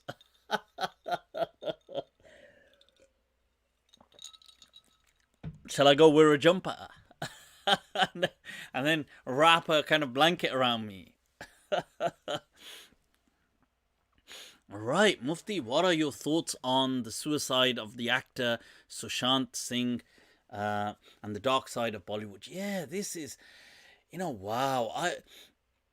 It has really rocked that world, you know that. I wouldn't have expected it to have made the impact it has made. And, I guess sometimes people say that it's really bad he killed himself, which obviously killing yourself, I don't feel is the solution. But in all honesty, if we're going to be frank about it, he could never have made this impact with his life, what he made by his death. There's just something so profound about abrupt death that can bring the moving world to a standstill. And for some reason, the dynamism of life just doesn't do that, generally speaking. And yeah, it's so shocking, man. I've watched all these interviews. I really have to admire Kangana for her, courage to speak out the way she's speaking out, the dark side, what they were doing. There was some guy, I watched his interview called Sahil Chaudhary, I think. And he's on YouTube doing these live sessions going on about what they're doing, and the male actors that they get them, the young, and a lot of these guys like Karan Johar who everybody knows is gay, but how he sexually exploits them, and it's like, and how most likely he had asked Shushant, it seems, he'd basically asked him, and because he had turned him down, he had him banned from all these movies. This is what it seems. They ganged up on him, and how some of these guys, that guy was saying they will call these guys and say, look, you better just come here. I haven't got work for you yet, but you better just come here and sort the sex out. Otherwise, no. And these guys have to turn up, and I'm not so sure which... Are they? Is it the fa'il or the maf'ul? Is it the doing or the getting done? I don't know which. But it's like, what the hell is that about? Wow, damn. This seems to be such a dark world. And what's more shocking is it's not sometimes not knowing that this doesn't happen, and obviously it happens to women a lot more. Forcing them to sleep with them all and passing them around and doing all of this. It's not, we know it. It's sometimes that these things happen. And I do feel that sometimes there's a distinction between some people who will use sex to get somewhere in an opportunity. So people, to be fair, to the argument, that does happen as well. It's not always, sometimes some people will themselves, some models, actresses, some people, they know that sex will work, so they will kind of be up for it, knowing that I will get a huge opportunity. But just hearing of the way, like, in some of these people speaking, I was watching that interview, and this guy Sahil, God knows what's going to happen to him. I wouldn't be surprised if he's like they get him. But he was saying how Karan Johar will call guys that, these kind of models or good looking guys, and he'll say, you better get here, I need the sex, and if you're not gonna do it, I'll make your life a living misery. It's not that it's not that it will just say that, oh, if you don't, I won't give you this opportunity. It's that I will make your life a living hell. I'll see to it that you get no employment anywhere. And then when you see these guys on all these shows, smiling, laughing, with all this respect in front of the world, giving out awards, it's just like, it's that which is so, it causes like a kind of like a cognitive dissonance. You think, bloody hell, that's just, wow. I sure hope that these people really get exposed. And I hope that this kind of tyranny, wherever it's going on, is brought to an end. But yeah, man, it's been incredibly, I'm definitely following it. I'm following it, that what the hell is going on. And Salman Khan being involved in all this thuggery and, all this kind of stuff. And it's disappointing to see. To be honest, I knew Salman Khan had attitude and stuff, but I didn't realize he was that involved with all this thuggery and how this person was saying even Salman Khan was involved in organizing boys for Karan Johar and all this. I don't know how much truth is in all this stuff, but it's really shocking. Yeah. And you can see how sometimes that people, they will get to a stage where they don't know what to do now. So there was that suicide a while back of that actress, Jia Khan. And this is another thing because, and she was pregnant at the time with that, what's his name? Suraj Pancholi, I think, who is like the godson of Salman Khan. And you could see that these people, they get to a stage in life where they probably don't know what do we do, because everybody influential will boycott you, and they won't just boycott you, they will kind of turn the media against you and troll you on exponential levels, on astronomical levels. If you've ever dealt with trolling on social media, you can't imagine I deal with trolling, and I can't imagine what it would be like if I had all the bloody top headlines. I get like bloody retards kind of, trying to troll me. But imagine all the headlines were trolling you. Your world would just close in. There's a saying in Arabic that, ضاقت عليه الأرض بما رحبت. That despite the vastness of the earth, it constricts itself upon you. But yeah, so it's been definitely an eye-opener. But yeah, so a lot of people are, by the way, unfollowing these people. So yeah, I definitely support the power of this movement. I hope there is justice. Right, next question. Faz says, Mufti, are 4 wives allowed in Islam? Yeah, what? This is a given. What was that? What did that poem say? That poet, he said this poem where he said,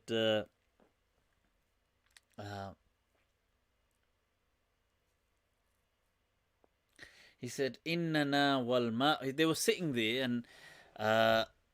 and there's like a river or something going around them, and he says, "Innana wal ma'u min hawlina qawmun."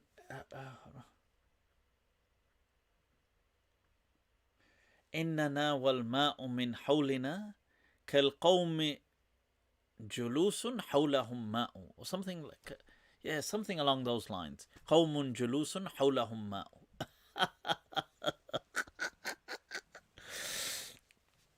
Yeah. Oh no, that is it. إننا والماء من حولنا قوم جلوس حولهم ماء.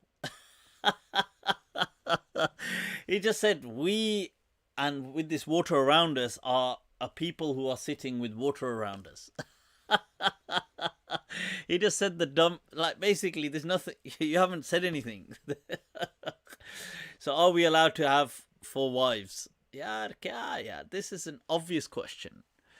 Can one date a girl while being married for second wife? The struggle is real. People, whoever his wife is, get that question to him. Screenshot it. Get it to her. But when you get home today, that rolling pin. Your wife's going to be like, I'll give you this. Do you want me to lube it or... She's like, I'll give you that. I'll be that kind. So... Right, what is going on, people? What are the questions? Right.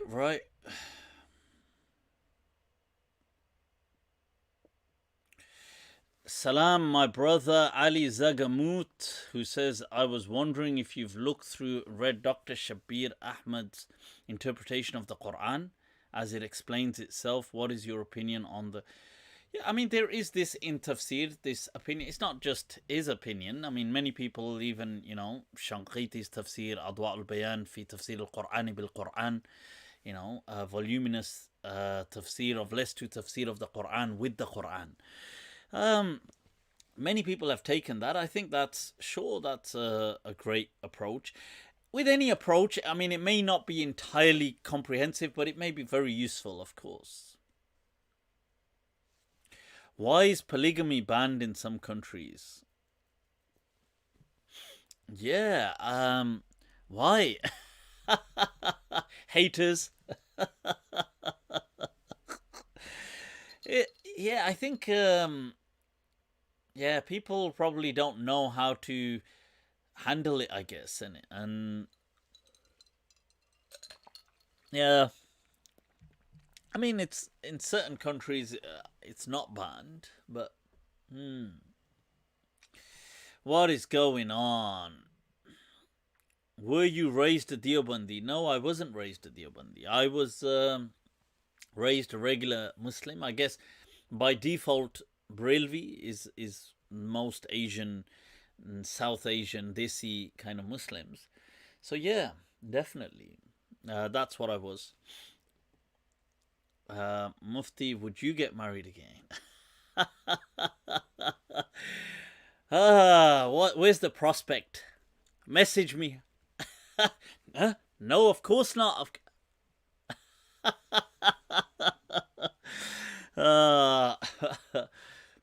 Right, what is going on?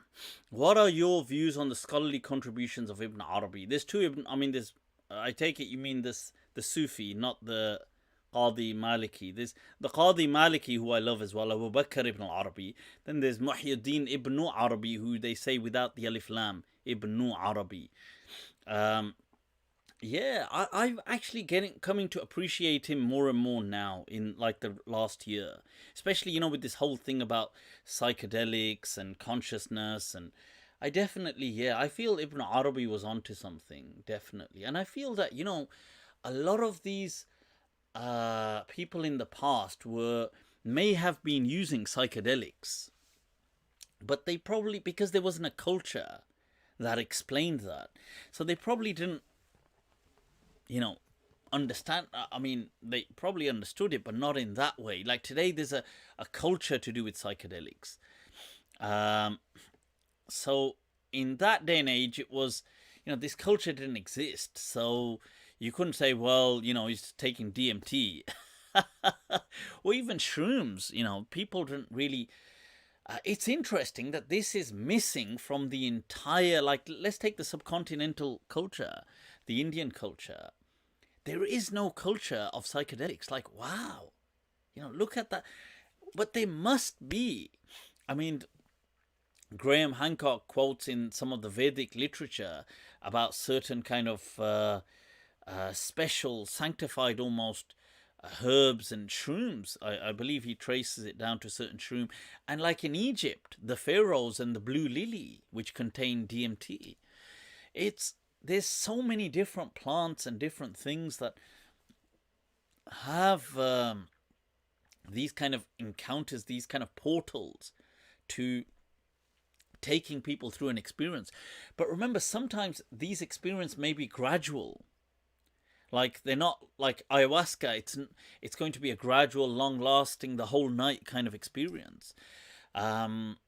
Now, people may have been in that gathering, they may have drank some kind of tea, done dhikr, spoke on certain things, seen certain things, but they may not have put it down to the tea, or they may have put it down to the dhikr, or the gathering, do you see what I'm saying? Like, it may not have been obvious to the people, because it doesn't always, it's not like, like I get this and I go, oh, I'm seeing all these things. It's not like that. There may be a gradual onset, and the context may amplify that, and the kind of chanting, the kind of, and this, they may see things, but they may assume that's because of the majlis, that's because of the dhikr they're doing. So yeah, Like people, like Jewish scholars have said that Moses may have been under the influence of DMT. I feel that is very possible. I don't feel that that negates any understanding. I feel that these things are what God has hidden in creation for creation. They're like cheat codes. Like I feel Allah has hidden these things within creation, so we see these kind of portals. It's like a cheat. You go, wow, all right. I never knew I'm going to find this kind of walkie-talkie here, and you're like, whoa, there's a world out there. Yeah. Omar, can you say what? Omar, can you say Tottenham is shit? Tottenham is shy. I don't know, people. I don't really watch any sports. I don't watch any football. So, but there you go. Shout out if it made your day. Right. So, right. Somebody saying Mufti thinks Musa was on drugs. No, I never said that. So just to be clear, I never said Musa alayhi salam was on DMT. I said that the Jewish rabbis who love Moses, by the way, say that many of them today, academics, have argued that he may have inhaled DMT. Now, I feel that that's plausible. I said that I feel that's plausible. I don't know that he did that, because obviously I wasn't there. But does that in any way contradict the notion of any kind of, oh my God, if he did inhale DMT,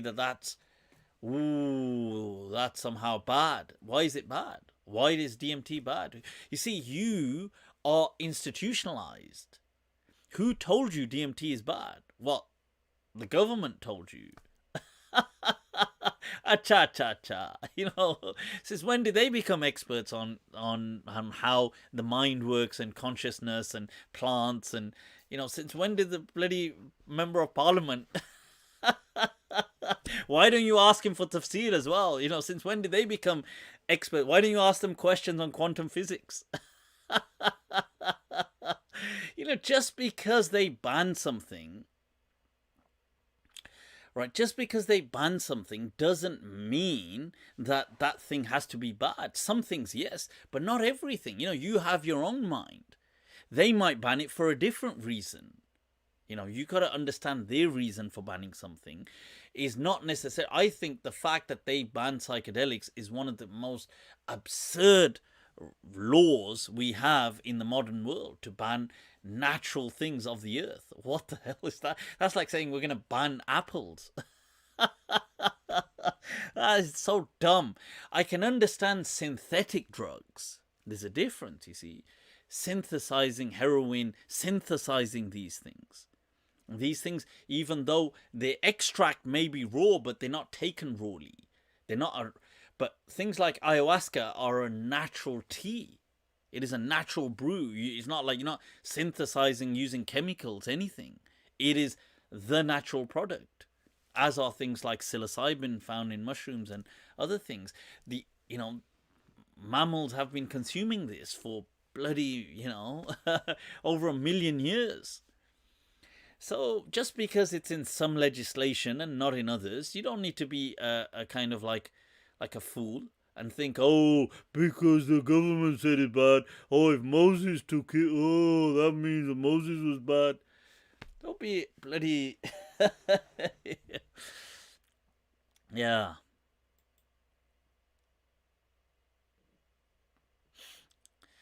Yeah, I do feel that somebody said they're going to take your words to mean a justification for taking these things.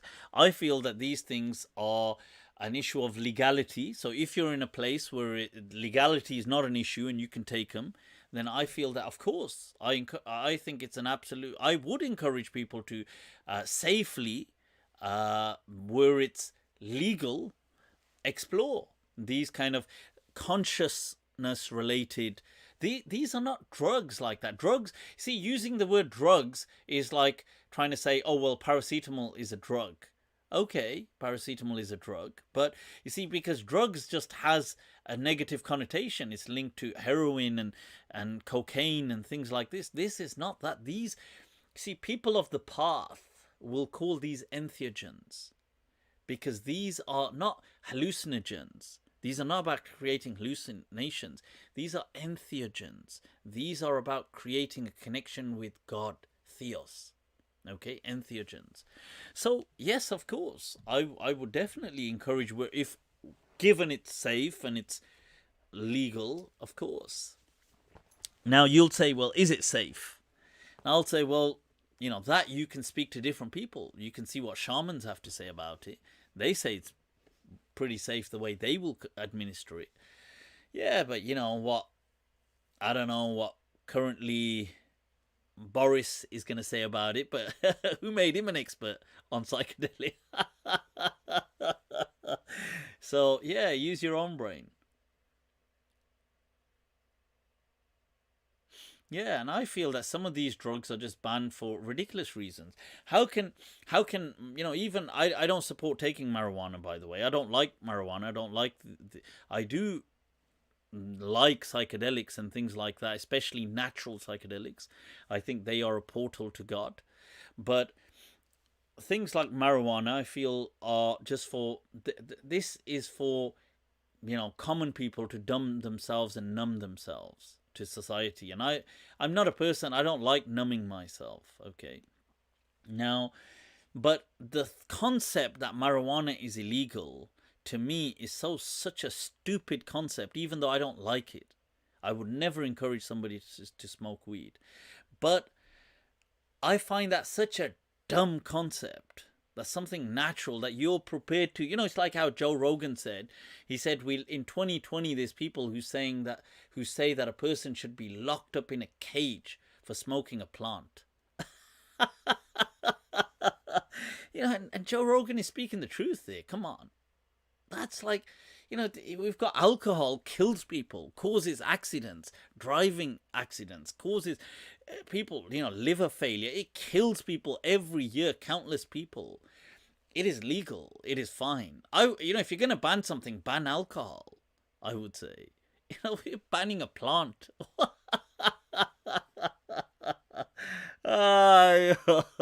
You know, this world, huh? This world. Right, so what is going on, people? Shall we, you know, I came across a video. Shall we move on to the Masala segment? So, somebody sent me this, by the way. It's worth mentioning in my Masala segment, although I don't know too much about the... Oh, right, before we go to the Masala, I want to mention this, if I can. Let me just bring this up. This is... So yeah, somebody said Mufti quoting Joe Rogan. Yeah, I find Joe Rogan incredibly interesting, in especially some of his discussions. I find him much more.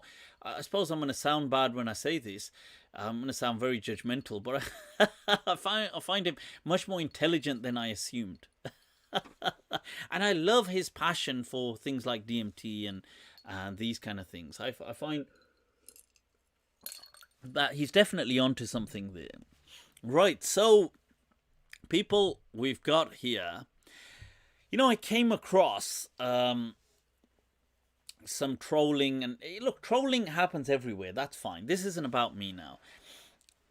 It's about some ex-Muslims and threats towards them. Now, people, I want to say that, look, here is an example, yeah, we've got this... Haris Sultan, he'd had some death threats to him by, I'm not sure who this person was, but apparently the police are looking for him now. But he's in the UK, this person, I think his name is Harun something, right? So there's him. Now there's somebody else as well. I saw this clip that was going around by some guy called something Gamer, Cha-Cha Gamer or something. Now, look... I get the fact you're offended by Haris Sultan. I get it. And you're offended by ex-Muslims. Don't get me wrong. Some of the things that they will say, intellectually, like at that level, some of the things that some ex-Muslims will say, they will offend. I get that. They will offend me. I will see some of the things that are being said. Haris Sultan, although I find him generally not that offensive, I find he is mostly, this is my experience, obviously I don't watch everything he does, but I find him generally provocative, very provocative, but I find him still quite respectful. This is my experience. And I, as a person, he's a great person as a person. I get on with him. He can have a joke and a laugh. I'll message him sometimes. He'll message me certain Islamic things. He'll ask me, look, what's this Islamically? I've come across this. And something, I'm telling you now, on so many occasions, he will come back and he'll message me and he'll say, you know what, Mufti, I was going with this thing and I've came across it, but I listened to your voice note or I watched your video about it, and you know what? Fair enough. What you're saying is plausible on that thing, and fair play. It makes sense. And so, countless occasions he's said these kind of messages to me. Or he'll ask me something and I'll voice note him something. He'll say, look, doesn't this don't make sense? What on earth is this on about? What's this verse saying? Come on, doesn't this like this? And I'll give a reply and he'll kind of be like, actually you've got a point. And on some occasions he might not. But what I'm trying to say is, look, I get that when some ex-Muslims or some Islamophobes, you might call them Islamophobes or whatever, critics of Islam say some things, it's offensive. I'll get offended sometimes, depending what they've said. But look, people, this is the price for freedom. You see, just, man up about it. Don't whinge and cry like a little, this isn't, look, I get the fact, I love the Prophet Muhammad sallallahu alaihi wasallam. I have spent my, a huge portion of my life, I would say more than half my life now at this stage, I'm now 41. I've spent more than half my life learning about Islam. Okay, I started learning about Islam and set off when I was 18. I left this country and went. I suffered to learn about Islam.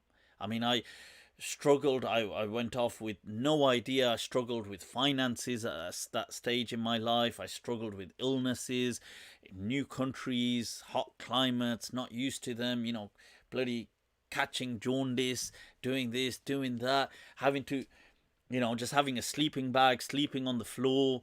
I did this for Islam. I memorized the Quran by heart, the entire Quran. I went through, don't think that I love Islam. It is incredibly dear to me.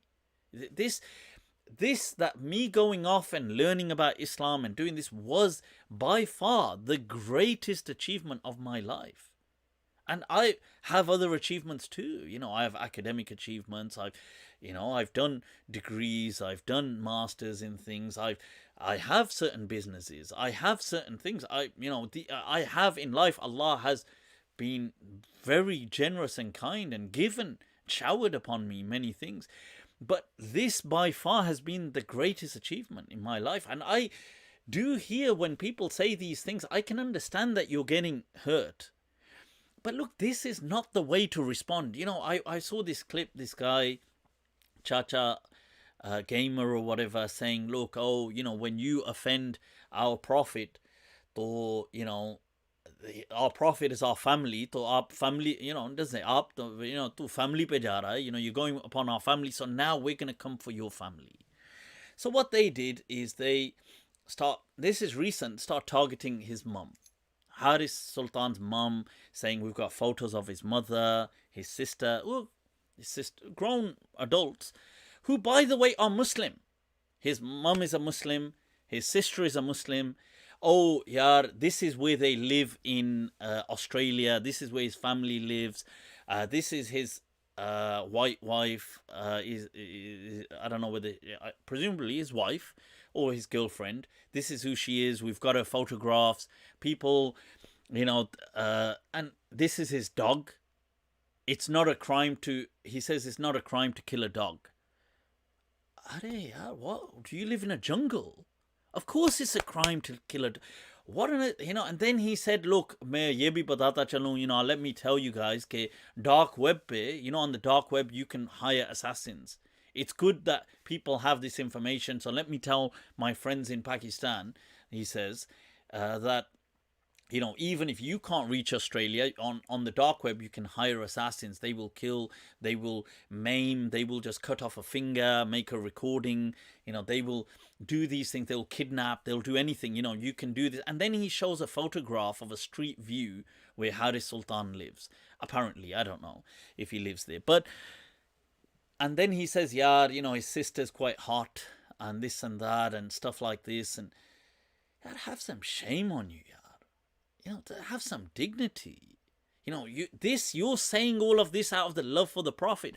Wallahi, the Prophet, if it wasn't for the Prophet's immaculate character, if you said that in the presence of the Prophet, you would have definitely received a slap.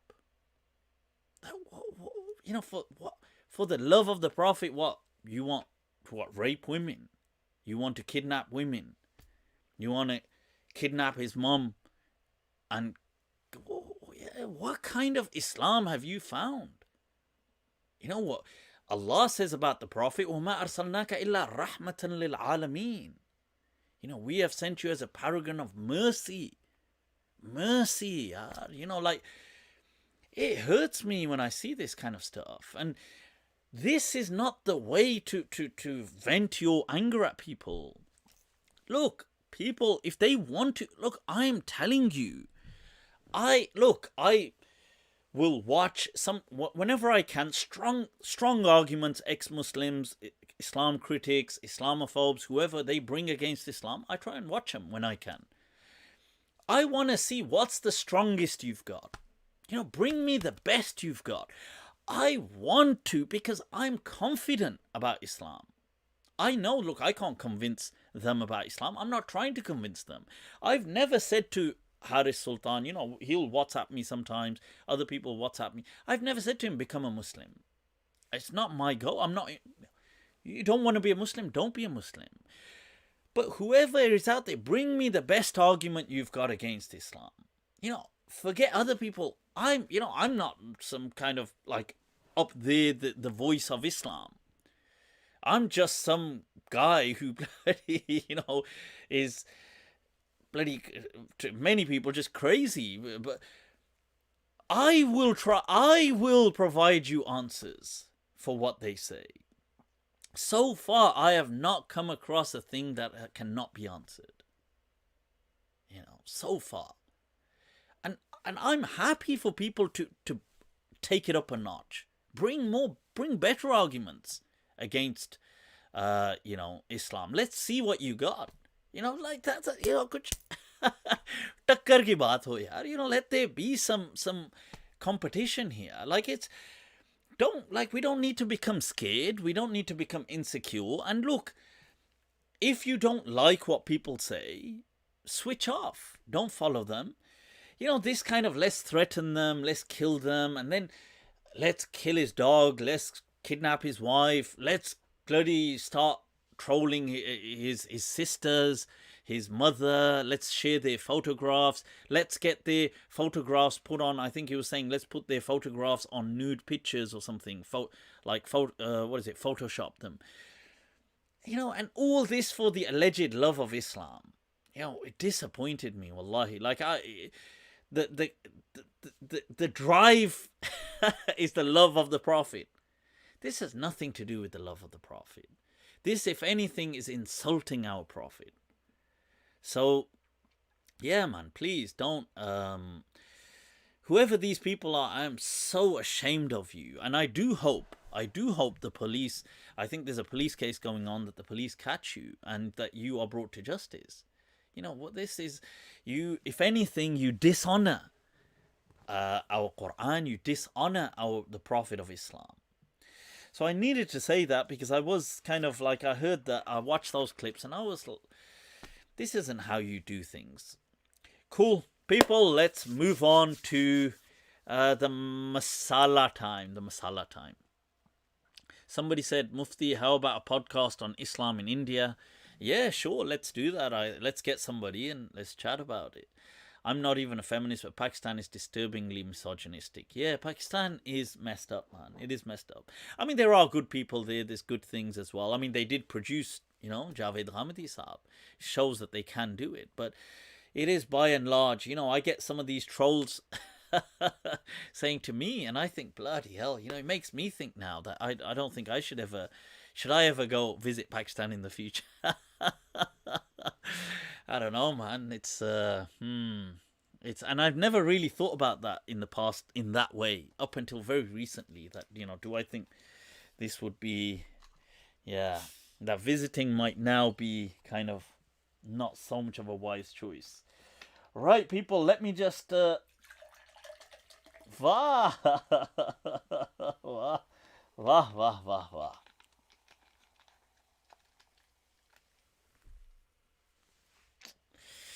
Allah wadawini billati kanat hiya da'u.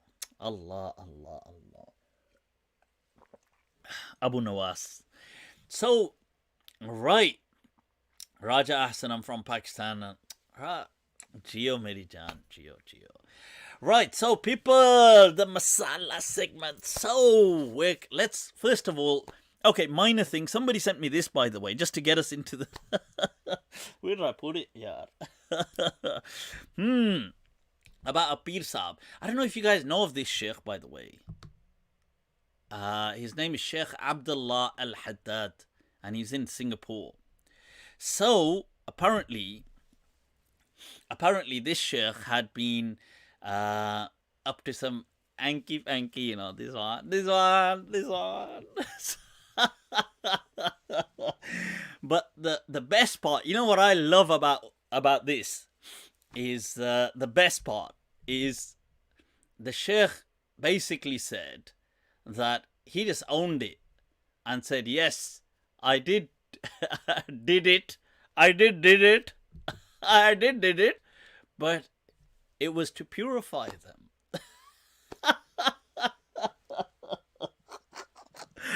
I want to go on this guy's confidence class.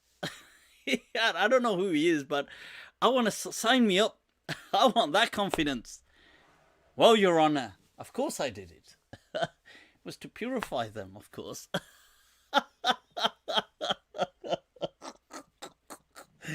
Ya Sheikh, you touch. This. Embrace it. Submit yourself. Let me baptize you with the holy water. It gives a whole new meaning to let me sprinkle some holy water over you. In the name. Right, so there was, he did it. I did it, but it was to purify them. Oh, these blessed souls. They know not how indebted they are to us spiritual purifiers. But I wanted to share with you about Yasir Qadhi. Check this out. There was a video clip. This was done by VideoFits. Right, I had to share this. For some reason today, I can't seem to hear. That's a bit weird. Yasir Qadhi, I wanted to ask you a question on the views that were exposed in some leaked emails about the preservation of the Quran. What did you make of that?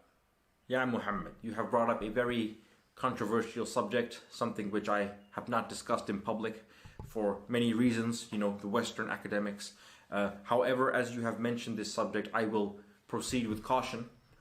Many years ago, a student of knowledge that I trusted exposed and leaked private emails about discussions of the Ahruf, the Qira'ah, the Munazzil, the Abdullah ibn Ubay and Ubay ibn Ka'bah and any other Ubays, and also eBay and Amazon in a private email. He exposed these emails. He is a neo-Madkhali from the UK. I will not explicitly mention his name.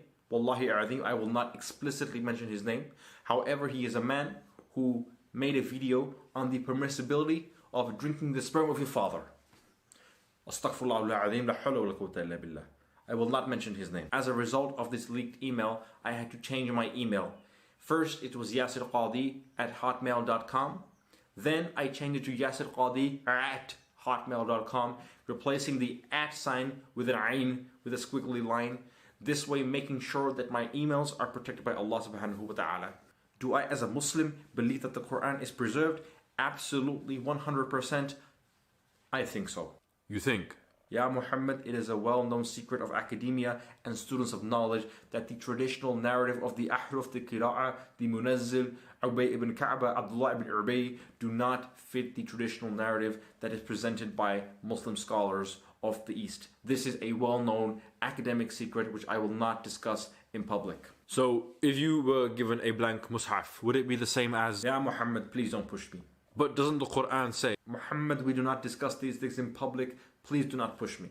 Sorry, Yasir Qadhi, but I have to push back because... Ya Muhammad, this is not MMA. You cannot push people around. Wallahi Azim Muhammad, there are so many things that I know that I cannot state in the public record. For example, I was there when JFK was shot. Can I say publicly who shot JFK? No, I cannot. These things we discuss behind closed doors. What about our own brother? Our own brother in America, Tupac Shakur. Who shot him? Biggie? Suge Knight? Wallahi Azim, I know, but I cannot say whether he was shot or whether he is alive. Wallahi Azim. Oh, I love the hand Jeffrey gestures. Epstein. Who killed Jeffrey Epstein? I cannot state this in public because it will shake the iman of the believers.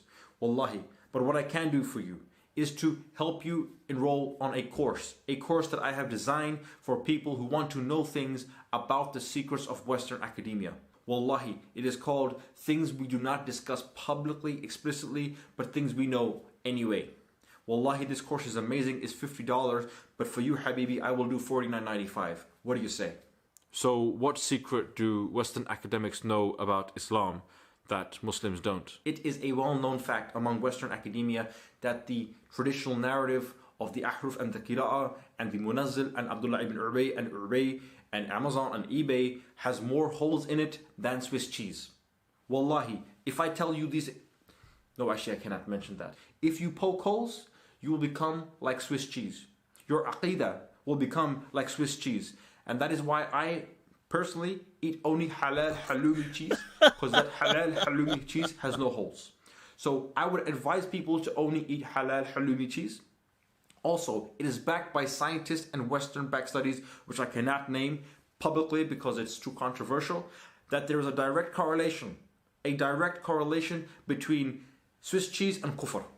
Wallahi Azim, I wish I could say more, but I will leave the rest in my course. Assalamu alaikum. Thank you so much, Yasir Qadhi, for coming on. I really appreciate your time. Assalamu alaikum. I'm gonna delete this. Hang on, where's the delete button? Hang on.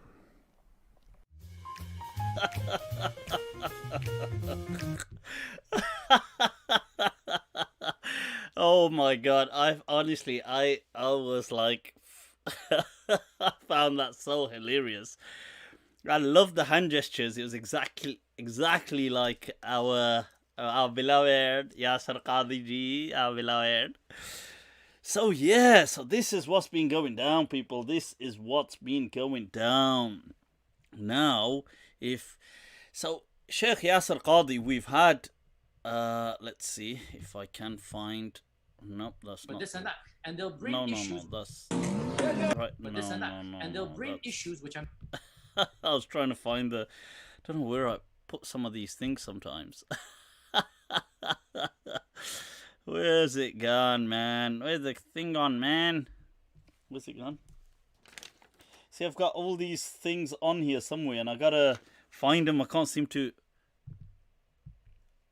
Anyway, yeah, but nevertheless, nope, I can't find it. Right, I don't know. I'll find it in a moment. Yeah, so this whole Yasir Qadhi thing has been blown out of. I mean, it's just been so huge, Everybody's been on it, all the ex-Muslims. David Wood made a video. Now, let me just... That... Whoa, how did that just happen? How did I... I was just cleaning something else. I was like, wait a minute, how am I cleaning it? But I can still see the camera recording me. Right, so David Wood made a video as well. And he was like, oh, well, look. And he even cut out my snippet where I'm kind of mocking Yasir Qadhi. And he was like, well, oh, look, even Mufti Abu Layth, he wrote in the thing, you know, he's laughing at him and so on. And this was his... and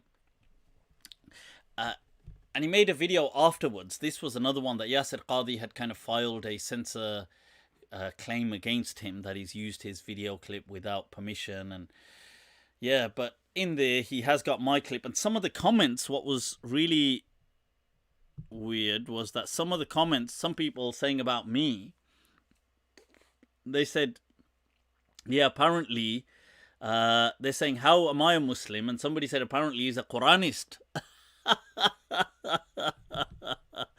Acha, cha, cha, cha. I'm getting it for free.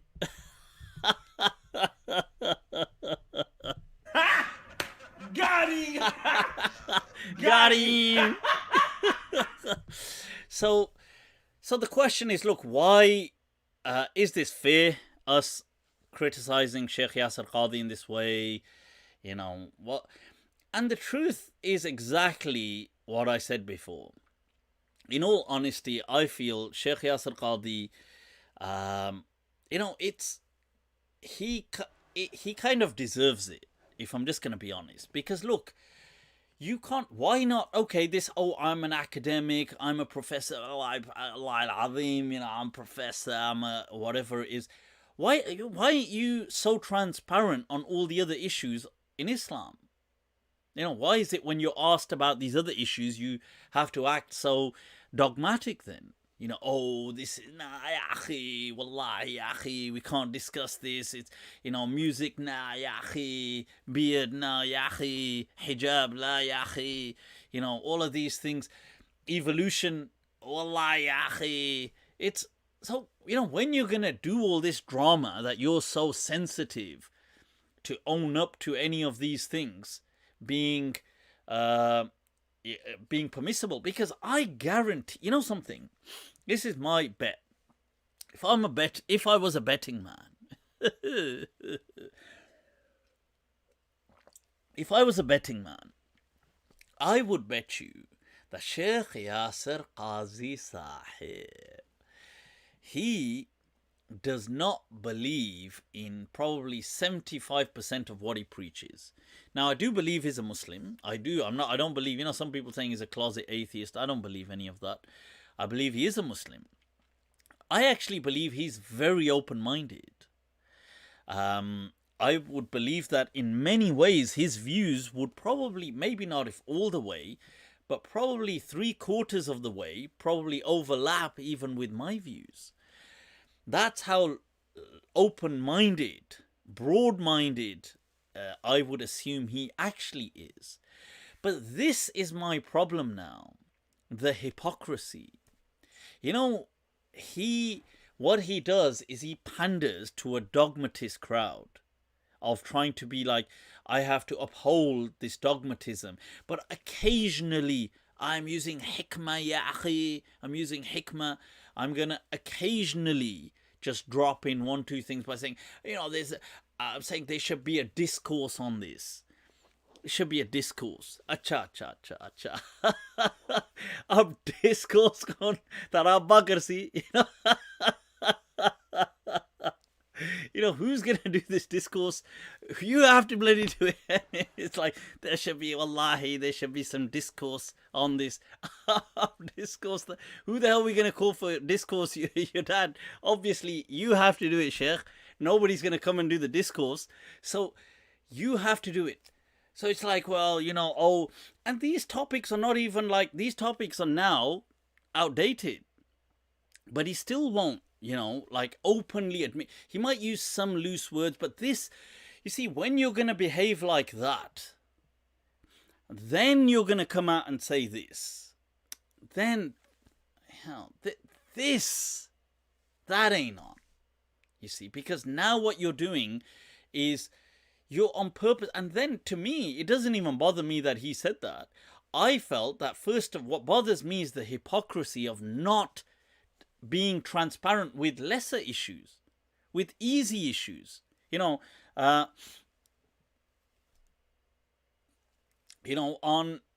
like, let's say he said about me on saying certain miracles, oh my God, that's kufr. Yeah.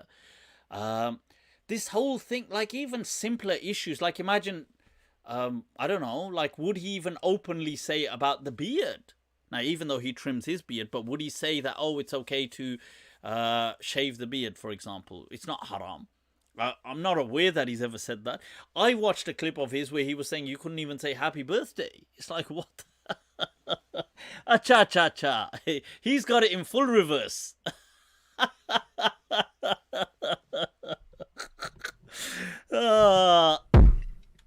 Stupid. I'm not going to let you get the chance. He's the speed he's going in. we're gonna be, back with when the Neanderthals first encountered Homo sapiens.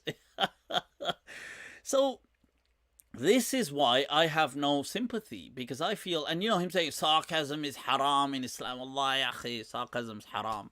Sarcasm. Well, yeah, do you really think that kind of guilt tripping is going to work on people like me? They underestimate me, yeah. This is the, these kind of guilt trips. Or, on the Day of Judgment, ya akhi, abe, ya, Day of Judgment. It's like, acting like the Day of Judgment's going to be in his front room.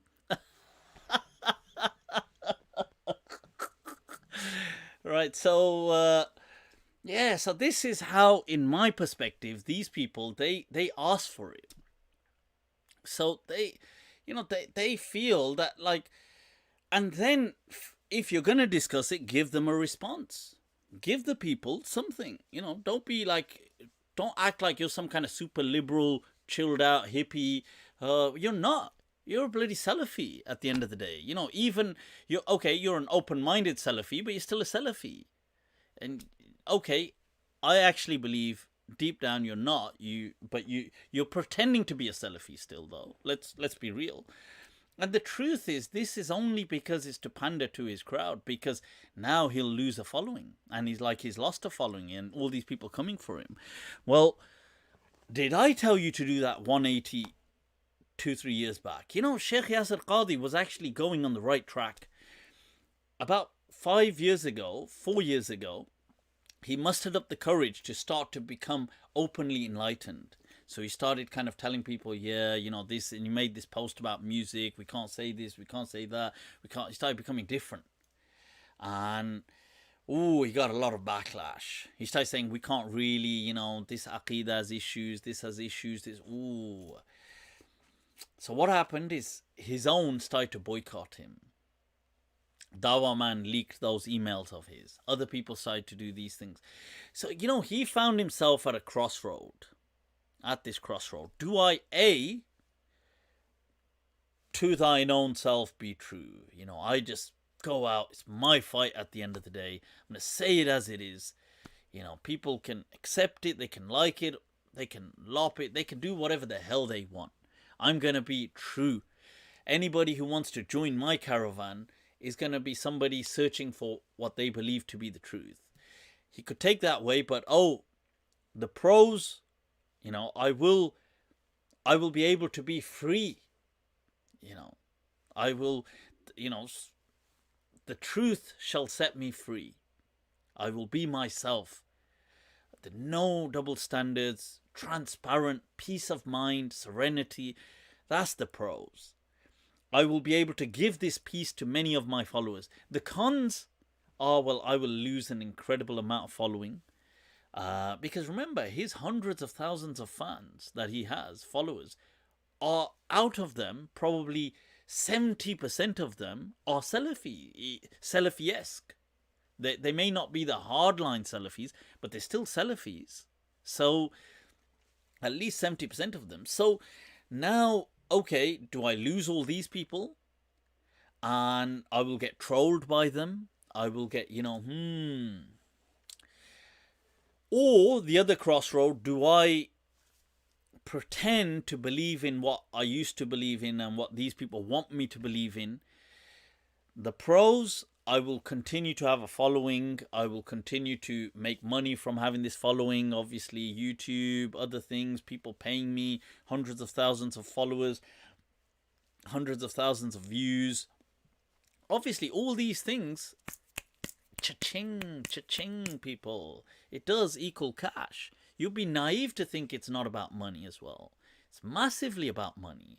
A huge part of what he's getting. Obviously, he's getting. And I'm not saying that he has to be a money-oriented person. I don't know if he is a but is he making so much money on the back of being this figure that he's being? Yes, of course. He's making an immense amount of money on the back of that. Just his YouTube things alone would be bringing in so much money for him. Let alone where he gets invited to give talks, where he does these things. And the Americans charge ridiculous money. I'm telling you, I know. They charge ridiculous money when they do stuff. So, okay, do I carry on doing that? The pros, the benefits, I will continue to keep my money, rake in this. I will keep my following, keep my fan base. The cons, I will have to live a double life. Now that may cause a kind of psychological down spiraling. It may cause me to kind of implode. It may cause me further depression, living a bipolar kind of lifestyle. That I have to pretend to believe in something else, give speeches about it, yet struggle with it. Like think, well, I don't really believe that stuff. So that's got to be a horrible existence. And so what he did was he was at this crossroad and then he chose that. He went off with, he kind of, after like a year into it, he did a 180 and became dogmatic again.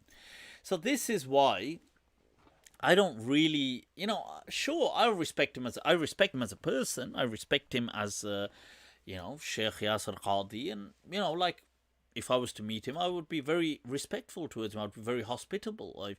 I have met him here in the UK, but obviously he's busy. But I'm just giving an example. I would be still incredibly hospitable to him. That's not my kind of issue. My issue is the duplicity. And then ousting other people, calling out other people for having other views, like he called me out indirectly on so many occasions. Why? He knows just because his fan base is pressuring him, you should call out these people, they're deviants. So then in that case, well, this is it. Those who choose those who live by that book die by that book. This is it. The personality dies a death. So this is why I always say it's much better to just be yourself. Let people leave you. Who cares? Love your own company. So I had to kind of really share that. That was incredibly important. I think we've gone on for way too long today. Let's wrap this up, people. It's been awesome.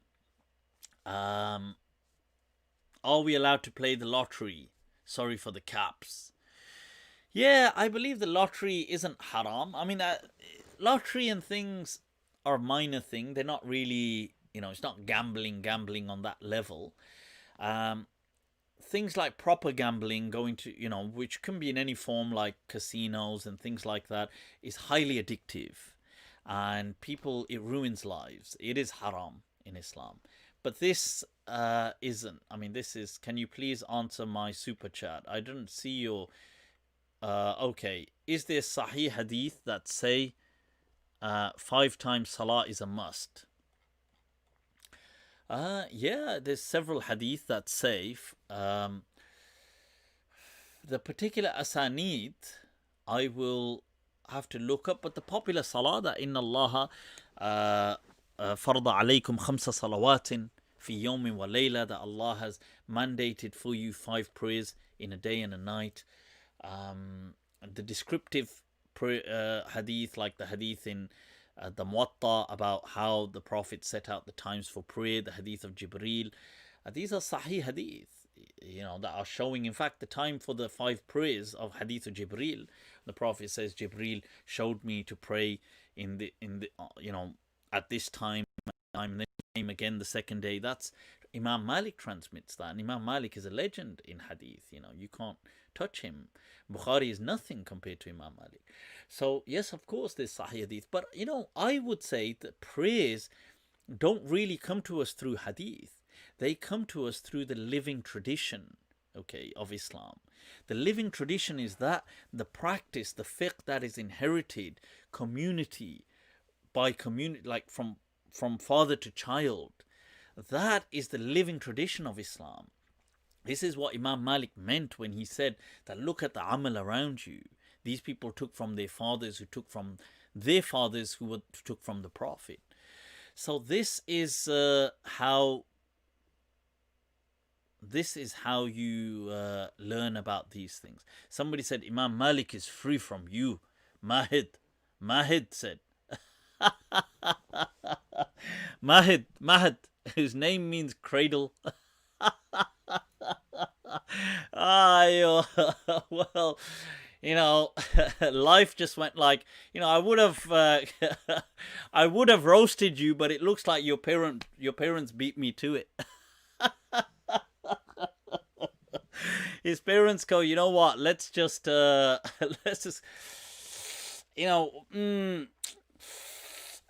go, well, what do you think his potential will be in life? Let's name him after his potential. They go, yeah, clearly cradle level. Anyway, right. Imam Malik is free from Abu Layth, not gonna lie. A bit free. What's this? I'm sorry, are you translating from Arabic? Huwa yani mutabarri' mink, tabarra'a mink. Is this free from? You do know in English that doesn't make any sense. This is the problem with these people. They speak an English that they read in some translations of texts. I'm not gonna lie, he is free from you. Free? What does that even mean? Oh, tabarru. Acha. Are you translating from Arabic to English?